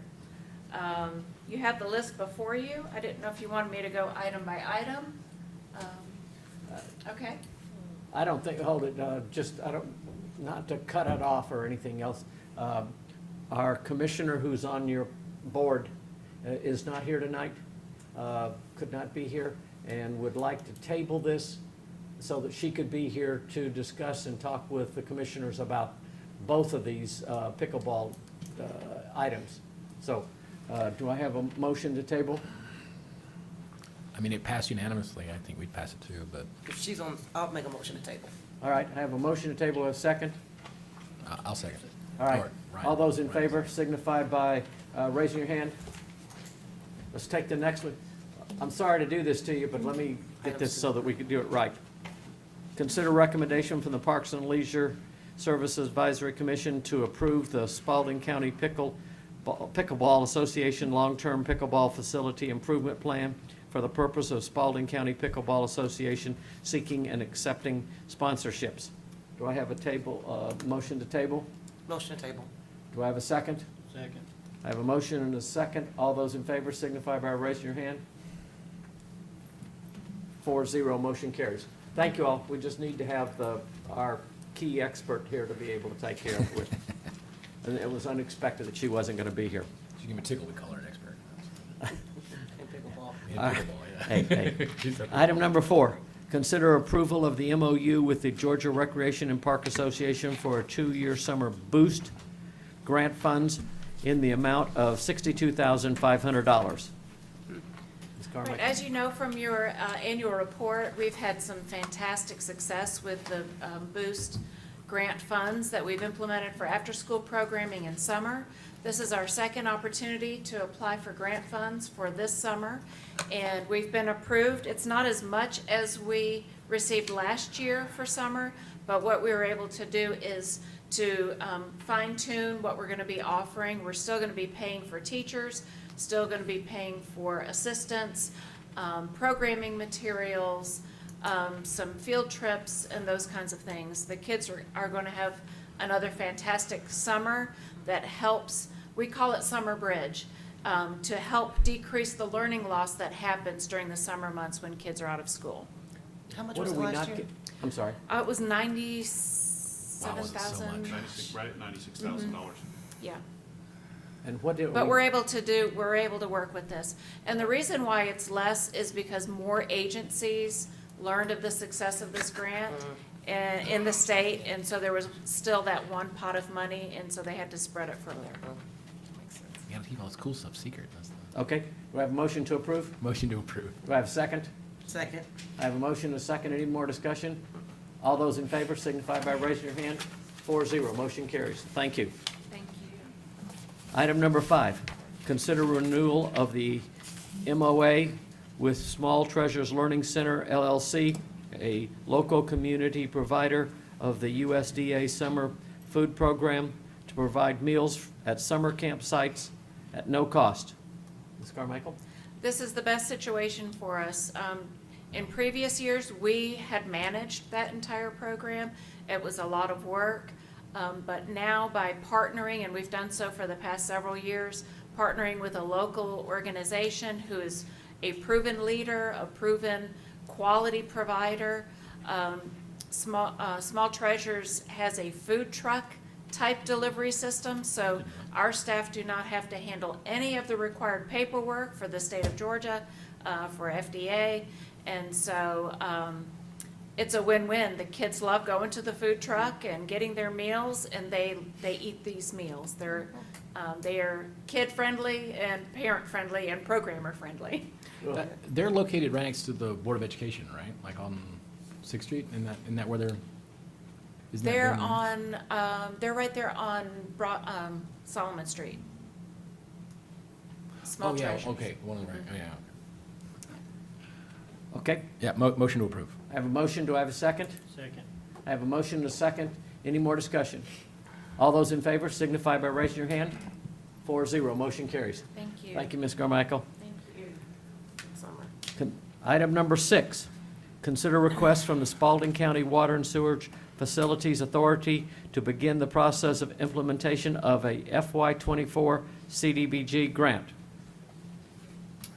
I'll be more than happy to take any questions that you may have concerning this, realizing that the CDBG is a county government requested grant program, and the Water Authority is a recipient of this grant once the material has been approved by Georgia DCA. So we're the ones that actually have to make the request, regardless of where it comes from within our county government, whether it comes from Parks and Recreation or whether it comes from the Water and Sewerage Facilities Authority. And what's really good about the way that we're moving forward with our CDBG is inside, if you'll go to the next slide, Ms. Kathy, the Water Authority is not just looking at one location for a grant opportunity. They're looking at multiple locations to ensure that we meet, God bless you, so that we can make sure that we meet the criteria that's imposed by the state. And it's our intent, working with the Water Authority, to reach across to these communities to ensure that we're taking full advantage of our CDBG opportunity. Additionally, the county is working collectively across all of our departments to make application next year for Plan First Community, which is a designation through the Department of Community Affairs. Once, and I say once because we are working very diligently to ensure that we're meeting our plan, the work that we're putting together for each of our departments, and documenting the work that the outcomes of that work that we're putting together. Once we obtain Plan First Community, it will afford our county to make application for CDBG grants every year instead of every 2 years. Currently, we are required to skip a year because we don't have Plan First designation or Water First designation. So there's a lot of work that's gone into the background of this CDBG grant request, and the Water Authority, not we, but the Water Authority is coming to us and asking if we will support this grant application moving forward. Water Authority Board has approved coming to us to do this. Motion to approve. I have a motion to approve. Do I have a second? Second. I have a motion and a second. Any more discussion? Other than us doing this, there's nothing really has to do with. We just flow through. It's a flow-through at $750,000 at the top end. Sorry, please forgive me, they just upped that. It's $1 million for each application that we put in. When we obtained the Plan First community, it would be $1 million of opportunity every single year moving forward for as long as we maintain our Plan First community. Perfect. Okay. All right, You have a motion and a second, you need a vote? any more discussion? All those in favor signify by raising your hand. 4-0, thank you. Thank you, General Manager. Item number 7, review and consider results of the RFP for indigent defense for Spalding County. Dr. Ledbetter. Inside of your packet, you can see the two proposals that came into the county, and I would entertain any questions that you may have. I think you guys have seen the proposals, and both of them are quite extensive.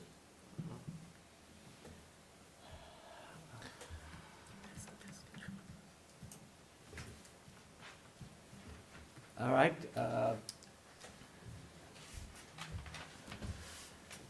You all seeing the numbers, this is a big change from where we originally were. Right.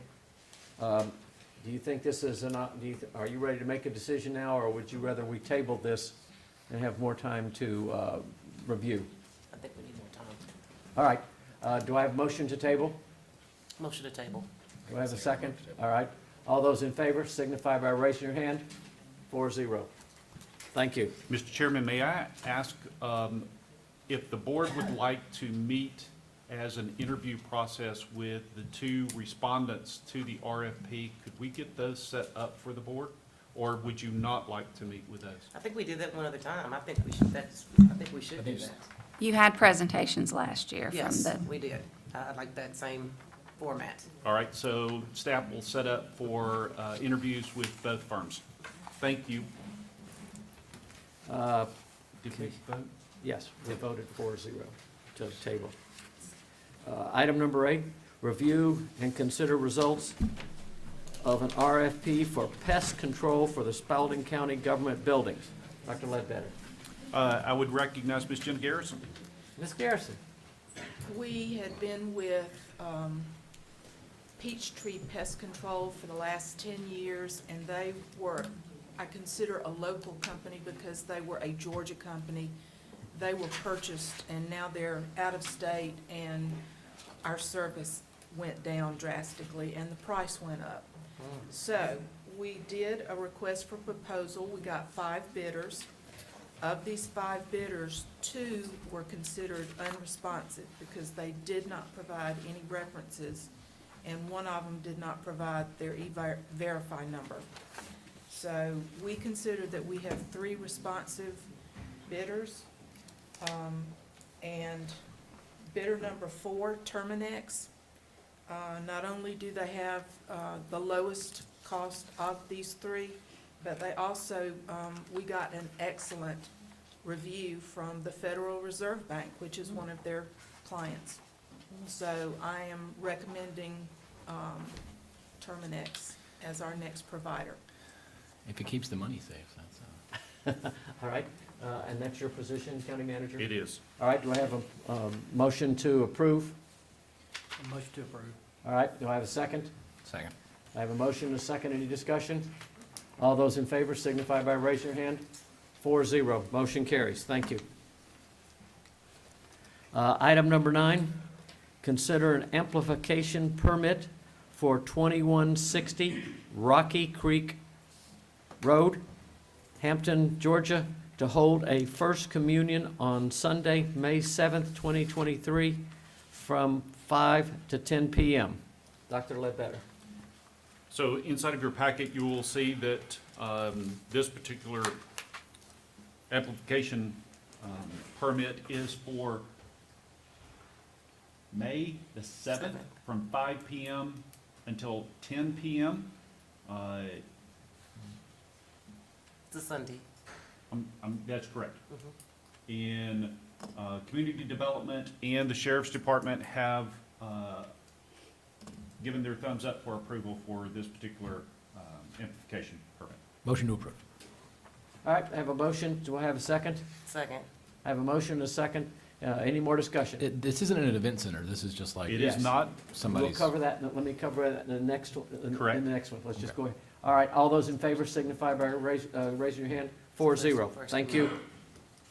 Let me get to the right page, here we go. Consider an amplification permit for 2160 Rocky Creek Road, Hampton, Georgia, to hold a wedding on Saturday, May 13th, 2023, from 5 to 10 p.m. Dr. Ledbetter? as we just indicated, this is not an event center. This will be their second event in less than a week, and our ordinance says 30 days. So, our recommendation is that if we're going to continue to have events here, there needs to be some spacing between the times. You can offer a variance to allow this, but we're setting a precedent if we continue to do this. Kathy, can we see the other second? Because this is the first. This is, sorry, please forgive me, this is, yes. That's the Oh, first that's, one. okay. And they're both at the same Well, place. Yeah, It's the yeah. same place. It's This at Well, the they both same say place. So is This it like, one is for May the 13th from 5 until 10. but I mean, is it for family? Like, are they somebody leasing the place for them to have an event, or is it like, hey, my sister's getting married? You know what I'm saying? Like, because they still have to get an application permit. Like, Correct. Didn't we That I have, can't we had answer. multiple events at this location last year? We did. Yes, you have. 4 events. The issue is, this is turning into an event center to us, and we need to, although we go ahead and approve this one, we need to state, hey, if you're gonna do this in the future, you're gonna have to get into the event center business. You Yeah, the can't business just continue license, the whole doing deal. this. Correct. All right, no, I agree with that. But all right, this is too. if we're already this close to a Yes. wedding, Oh, let's not wait. be. All right, do I have a motion to approve? I'll motion to approve. Do I have a second? Second. All right, I have a motion and a second. Any discussion? All those in favor, please raise your hand. 4-0. You know what to do from now on. You have the guidance. I do. Right. Thank Okay. you. Thank you. Item number 11. Consider request for a amplification permit for Marquise Brown, representing a New Day in Griffin organization, who will be hosting a community event with food trucks and games at the Lakes Pavilion, 460 Way, Griffin, on Sunday, May 7th, 2023, from 12 p.m. to 8 p.m. Dr. Ledbetter? So we have some notes that we would like to share with the board. The community development requested and has received a markup of where the parking will be allowed for this event.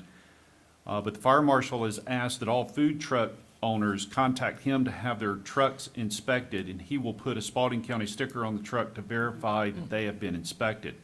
To date, only the brisket barn has responded, and they have been inspected and approved for this event. No other food trucks have been approved for this particular activity listed on May the 7th from 12 until 8 p.m.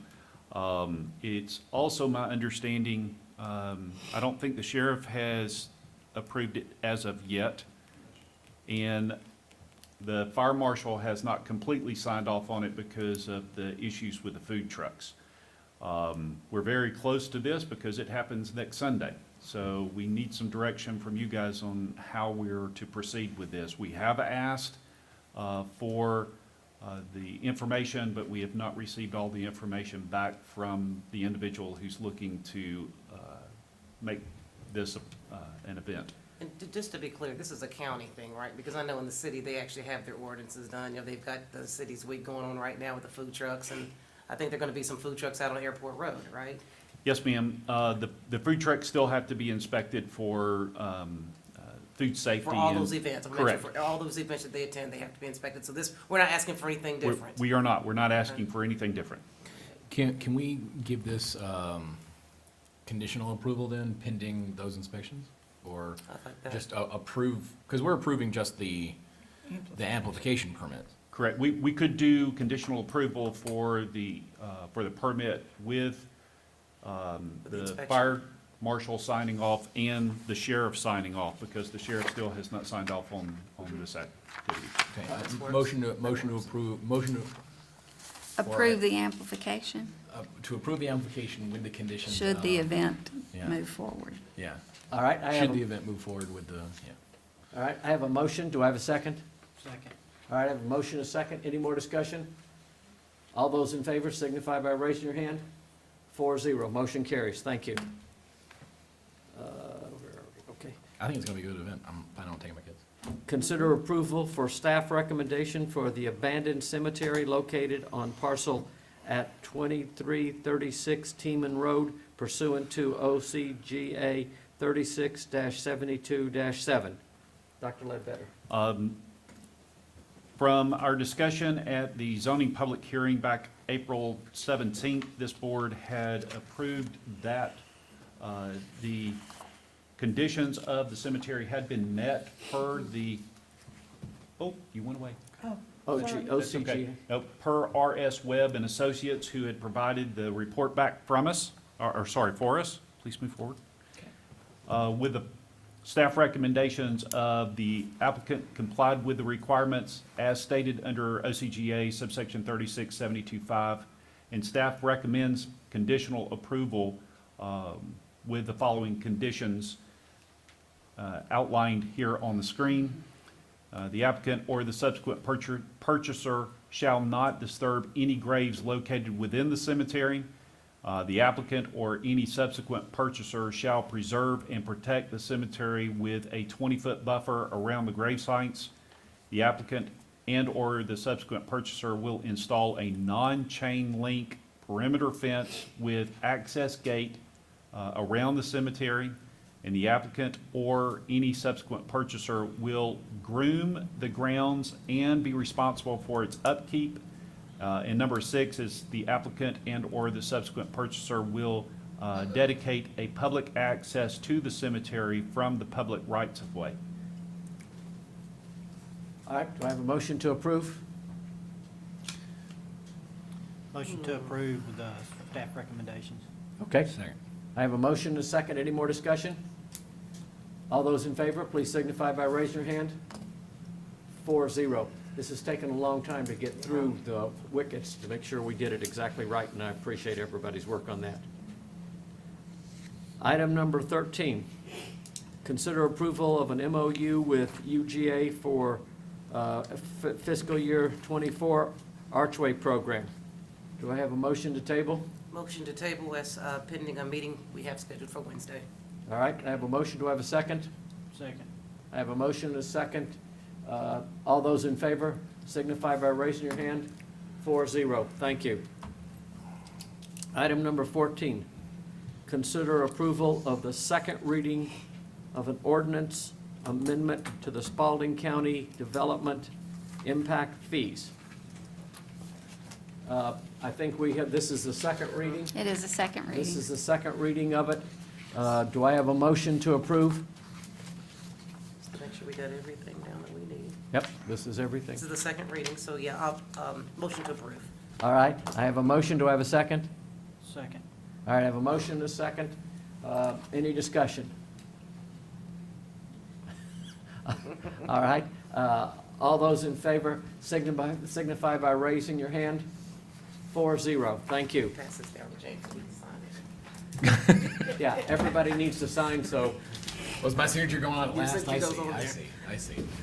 Item number 15, these are the new amended agenda. Consider cancellation of the June 19th Board of Commissioners Extraordinary Session as the county offices will be closed in observance of the Juneteenth holiday, and move the agenda items to the June 22nd zoning public hearing for consideration. Do I have a motion to approve? Motion to approve. Motion to second? Second. Any more discussion? Can we talk briefly right here about the parade? The MLK group is just gonna support the Juneteenth parade. They're not gonna try to do it together as like a makeup parade, right? They just want it to be a Juneteenth parade. That's the last I heard, right? Okay, because I'm not real sure about that. I have to Right. get more information on that. It's coming up. About the parade. We need to, as a Yeah. county, we need to support it as much as we can. But like, whatever those two groups want to do, we're gonna support. That's the key thing. Whatever they want to do, That's fine. we'll get behind. All right? Any more discussion? All those in favor, please signify by raising your hand. 4-0. Motion carries. We're getting a bunch of churches to come out of that, that's gonna be cool. Item number 16, consider declaring July 3rd as a holiday for county employees in recognition of the dedicated, long hours and hard work performed going above and beyond what is required to assist the county in recovering from the tornado event earlier this year. Do I have a motion to approve? Motion to approve. Do I have a second? Second. I have a motion and a second. Any more discussion? They did an amazing job. We have bigger, 10 times the population counties coming to us for help because we're so prepared, even though we're hurt 10 times more than they are. Like, that says something. Oh. Like, our staff absolutely responded to that better than anyone could have anticipated. Just fantastic. Wow. All right, can I have a, we have a motion? You have a motion and a second? All right, all That was those, just a- any more discussion? All those in favor signify by raising your hand. 4-0, motion carries. Item number 17, consider request from the staff to reschedule the public hearing for the FY24 budget from 19 June, which was the budget calendar, as the date is a holiday now. Do we have a new date? So it would go on the following Thursday, so that would be June the 22nd. All right, do I have a motion? So that would change the It would June the change- 22nd date as It well. would change the June 22nd date. Our request of you is to be in the morning so that we can have a morning and then an evening public hearing. I can be there for the morning. What date is this? I'm sorry. Okay. What date was this again? That's 22nd. Thursday, Isn't it supposed the to be after 22nd. Just a minute, I'm We're pulling, gonna schedule one after 6 the same day. I'm pulling calendar up Okay. now. Yeah, I'm taking June taking the 22nd. family 4-day camp that weekend. Okay, That's, I can- all right, I'm good. that's a bad day for me. That week is a bad week. We've got to back it up then towards us. We do. We'll have to back it up toward us because we have to vote on our budget before July 1st. We do it on the 12th. The week of the 12th, we're talking about the week of 12 June now. Can anybody do the 12th? I'm good, that June is fine, it's just that. I can come right over after airport meeting. And just remember, the times do, there needs to be at least one that is after 6 PM in the evening, Well, we could do the one on the 12th at 6. or even It has to be 6:30. I could do, okay, now during that week, I could do, after 6, I just can't do any time in the morning. Yeah. The week of the 22nd. All right, that's the week of the 12th. Week of All the right, so on 22nd. on the 12th, which is a I'm good on the Monday, 12th. we'll have one at 6 o'clock. Everybody good with that? 6:30, please, sir. 6:30. It's gotta be 6:30, excuse me. after. Yes, 6:30, we're good with that? Okay, just a minute. All right, and do we need to have another one? We will, it's, 2 are required. Okay. When's everybody, But you gotta have a morning one. I'm sorry? Does the law require more? You will have to notice them. How about Wednesday, the 14th, in the afternoon? Good, good, good. Does that work? Yep. Do we have to have it after 6:30? We did one of them has Just to be after one. 6. Okay, so would 6 o'clock work? We'll just go ahead, easier, that's the way you working folks can work. It's fine. All right, so 6 o'clock on the 14th. Okay. All right, does that take care of what you need, Counselor, and, We will look through all of our requirements and make sure that we are in compliance with both the law. law and with our county ordinance. thank you. All right. Need a motion. Report of the, Motion, please. Yeah, you need a motion and a second and a vote for this. Okay. So moved to reschedule both those meetings to the time just discussed. okay, and I have a second? Second. And I have a second. Any more discussion? All those in favor signify by raising your hand. All right, 4-0, motion carries. Report of the county manager. So that also canceled just the June 19th, the June 19th meeting, right? That's correct. I'm just Yes, making sure sir. that we're on the same page. That will be a holiday for the county, so we will not be here. And we've moved all of the agenda items to the 22nd for that discussion. Okay, So thank you, Mr. Chairman and Board. Going through the report of the county manager, We've already had the introduction of Mr. Charles Reese this evening. I am very pleased that he's on board. This is his first full week with us. I'm glad that he's here. He's doing an outstanding job. Very, very proud to call him a coworker in this I was journey. glad to see you come today. Me too. Update on T-Splost. As the board knows, we did not receive a single bid for our resurfacing for this year. The county engineer and I, along with TJ Emberger, our Public Works Director, and several others have worked diligently over the past week to restructure the bid. That RFP will go, not restructure the bid, but restructure the RFP. That RFP will go out at the end of this week. And we are looking to afford those who would be willing to bid on the projects a multi-year program so that we don't have to rebid each paving year or each paving season. So as we walk this journey forward over the next few weeks, we will share with you what we are learning, but that was one of the criteria that those who indicated that they did not bid were looking for, which was a multi-year project. The budget. Okay. Sorry. Budget milestones for the next 3 weeks. If you can go forward and then we'll back up. May 1st is the proposed fiscal year 24 budget distribution to each of you. May 6th, we will begin advertising the notice of our budget hearings.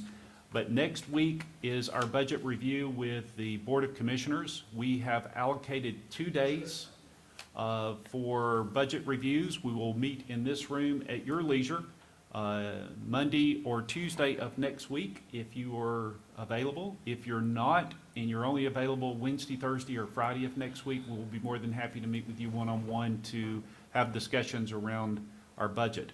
But we have noticed a potential quorum for next week should more than 2 of you want to be included in the discussion in plenary. Okay, go back up.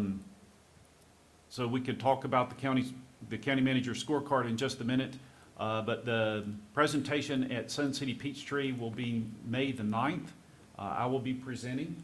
I do believe that Chairman Davis will be there as well, but if you're interested in being a part of that presentation or you'd like to sit through the presentation, we would encourage you to come and participate. Planning on community meetings about the budget during the next month, so we will begin the roadshow again, and I love being a part of that and sharing back with our community what's going on in our community from a county's perspective. We'd love to share more with you, and we'll set it up for our fire stations again to make the round around the county and have discussion about what's going on. Ms. Kathy, if you'll move forward for us. All right. The county manager's scorecard will start showing this on a regular basis, but just wanted to show a few things that we're considering important. Plans for that we have to maintain with Georgia Department of Community Affairs and our Three Rivers Regional Commission. If you'll click, yep. We are currently in the green for all of our plans with DCA, and that includes, that includes our comp plan update, our CIE update, along with our service delivery strategy. And if you'll notice on the left-hand side of the, under the planning status, it's showing green, so we are in the green. If you'll run back to the scorecard. The personnel turnover rate and shortages, along with the budget plan versus actual and our fund balance in days of operation. Staff are currently working on both of those for our scorecard, so we will be able to present those here in the next few weeks. One of the things that we are working very diligently on is the amount of money that our county had to front-end load for the tornado event that occurred on January the 12th. Indications are that we will receive that money back from the federal government anywhere from 18 months to 3 years. So that's a lot of money that is being front-end loaded from our community to put our community back together after the tornadoes. So we want to make sure that we've got our numbers right before we present them, but it is a lot. So bear with us as we make sure that we're giving the right information. The Moody's rating. So I just want to share with you and with our community that we received an upgrade to our credit analysis.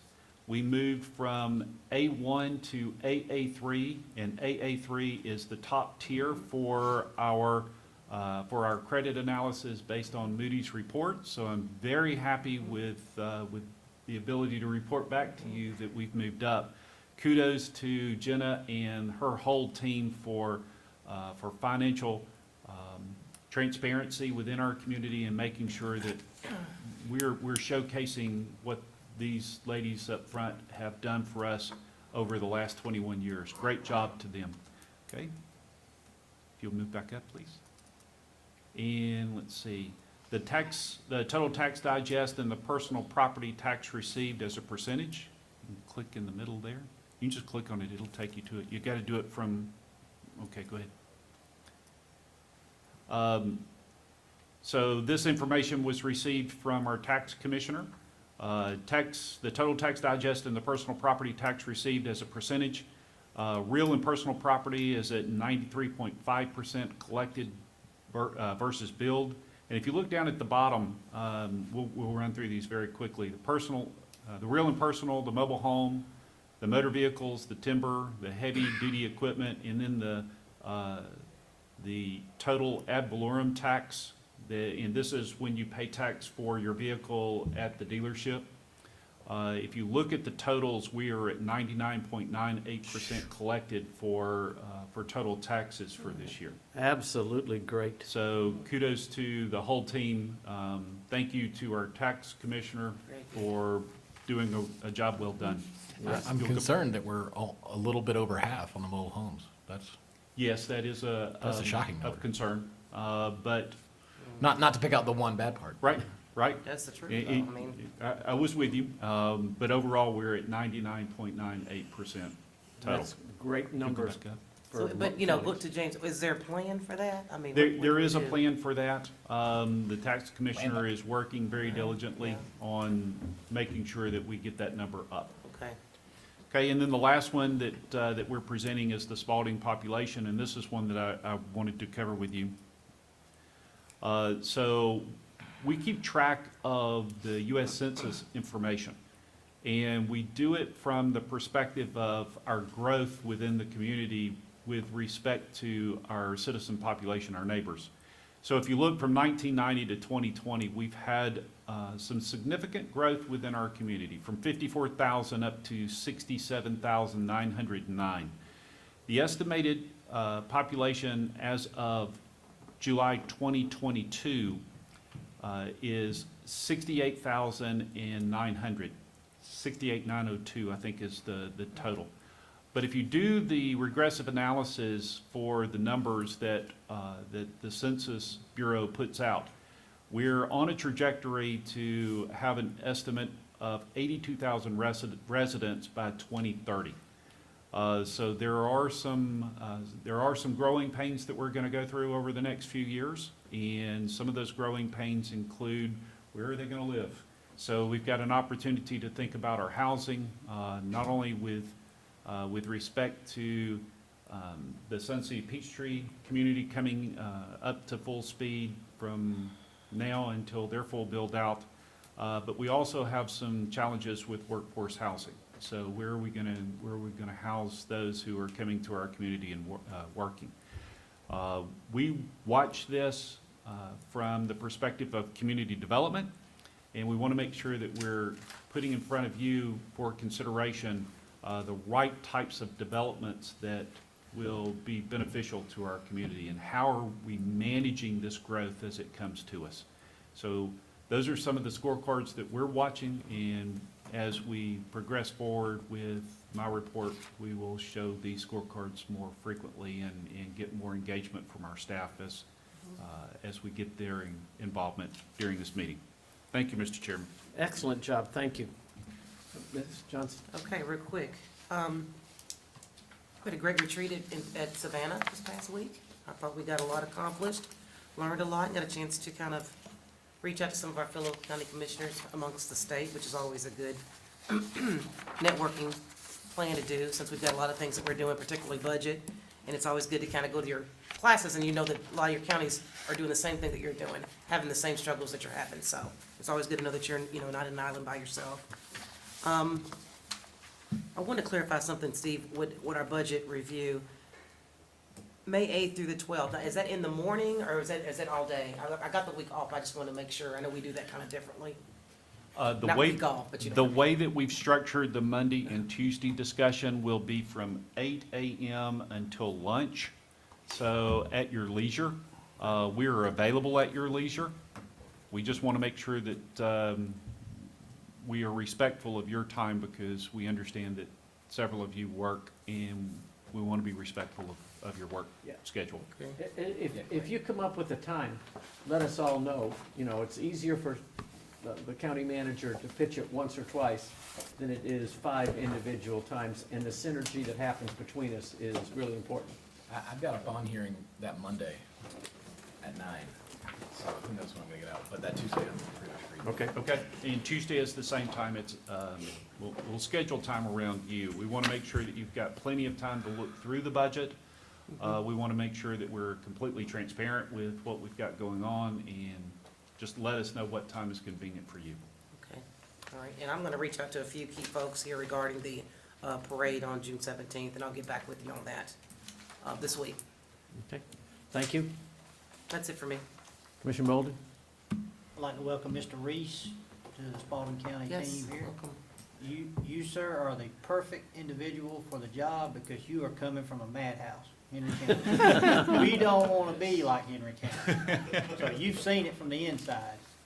Traffic jams, just all the building just coming up. I mean, we want some good, nice, and we keep calling it raising the bar, up our codes, have nice houses.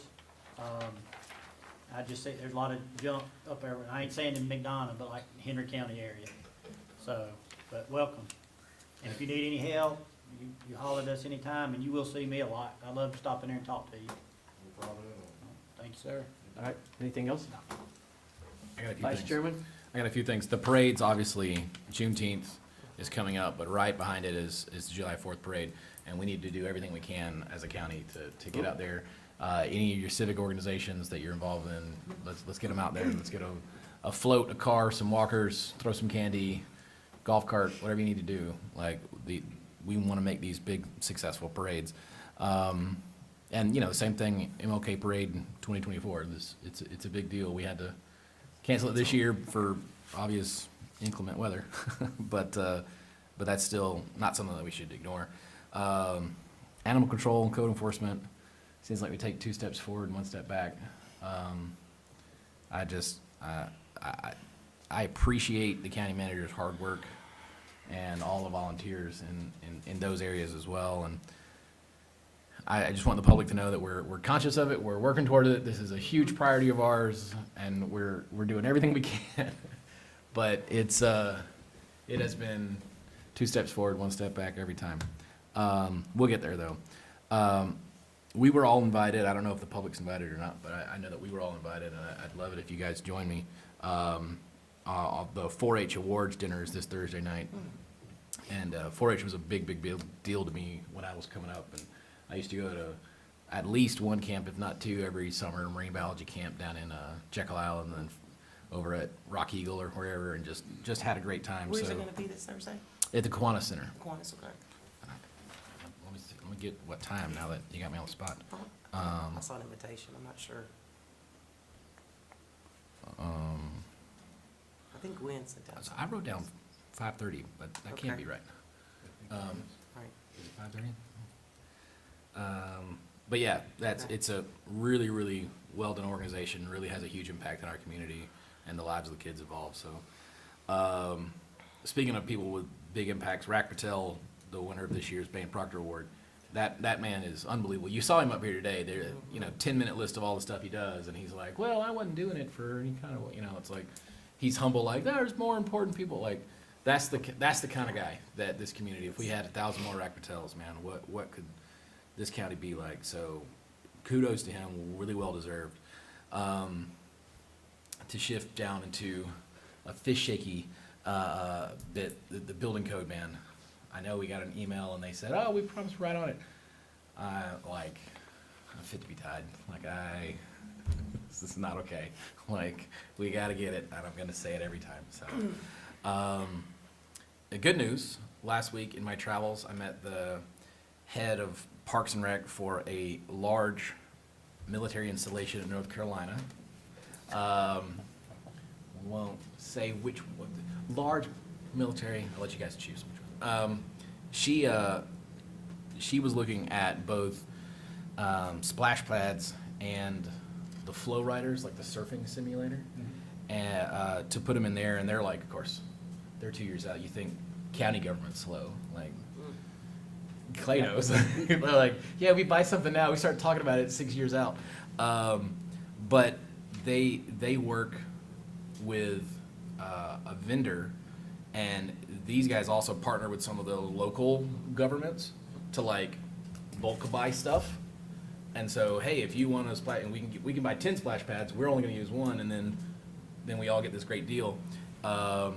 So anyway, I'll get you her kind of information, because again, that is something on the horizon.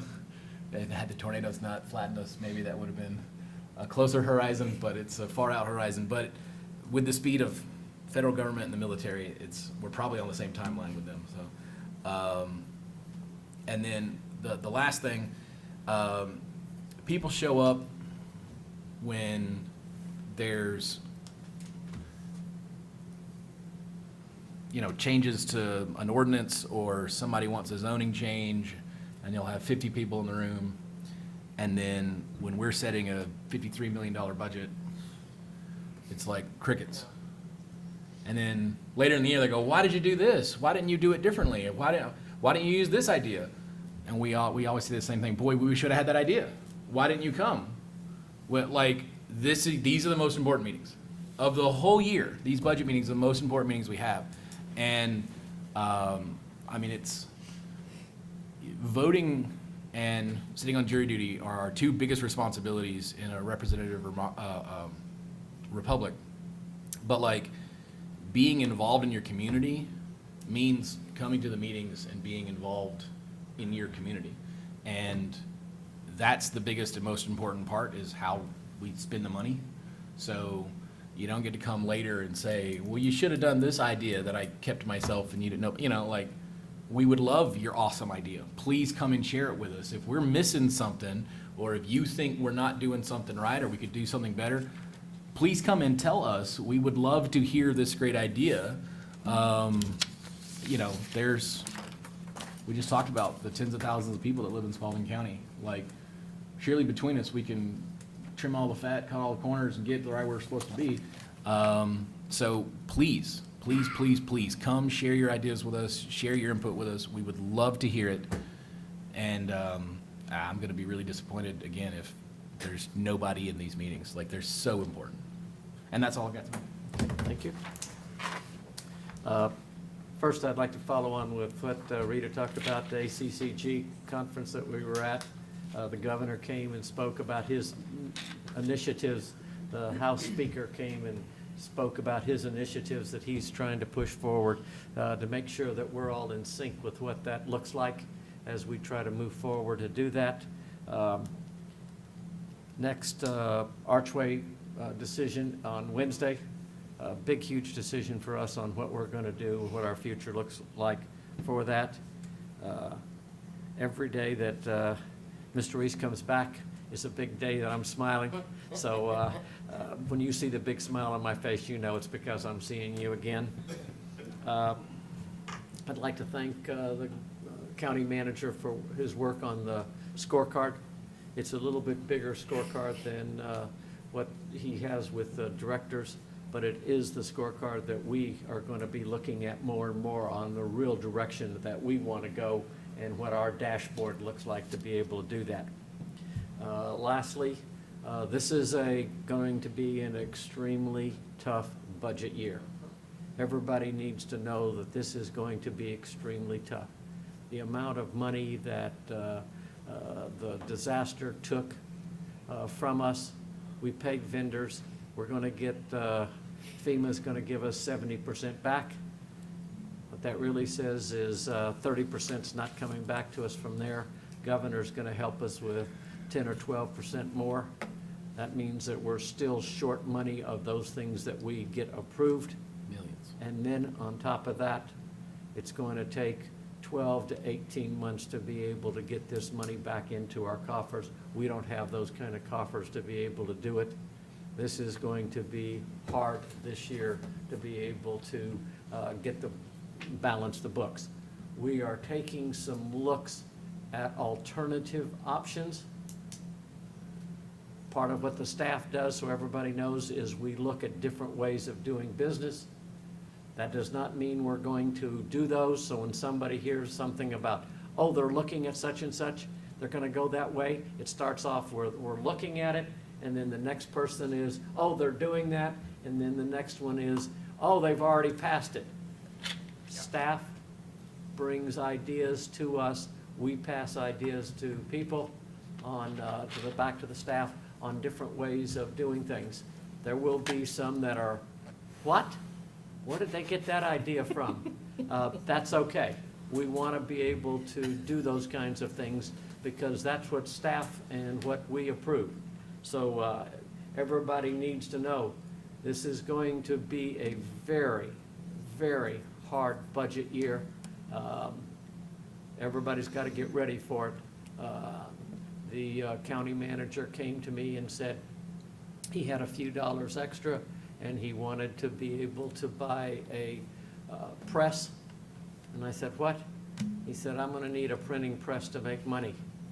So, although that's a funny little story, we need to find ways to do it. You heard the vice chairman talk about people coming out, giving us ideas. We may not accept those ideas, that's okay, but if we look at them, take time, every one of them has a good idea, so please don't hesitate to come out and let us know those kinds of things. And just a quick piggyback off that, Chairman, just with the presentation that we heard with Matt Bidwell with the health insurance, that it looks, and I'm very happy to know what that cost savings, but just for people to understand that we're not, we're jeopardizing the health and safety of those.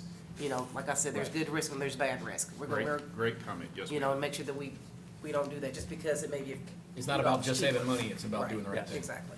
We have an obligation, and we take it extremely seriously, of what's best for our county, and that does not always mean amputation of a division. That does not always mean such things as furloughs. That does not mean cutting out positions. We have to look at each one of those ideas and then say, this is the way we're going to go. Did you have something else? No. All right. Anything from the county attorney? Yes, sir. Anything from the county clerk? The week that you're talking about having the public hearings, I will be out of the country. Okay. Okay. Best places, best plans. All right. Anything else from anybody? All right. Do I have a motion to adjourn? Motion to adjourn. Second. And a motion and a second. Any discussion? All those in... There's no executive session. No, not this time. All those in favor signify by raising your hand. We're adjourned. When did they come back from DC? Like their band. They left yesterday, so probably Saturday. Saturday, okay. I think they're waiting for it beyond. Hi.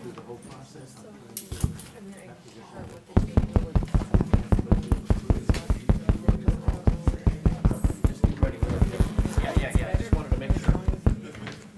So I think we'll have more information about the parade when DeAndre comes back from DC. Yes. I was told. Do you turn off the sound, please?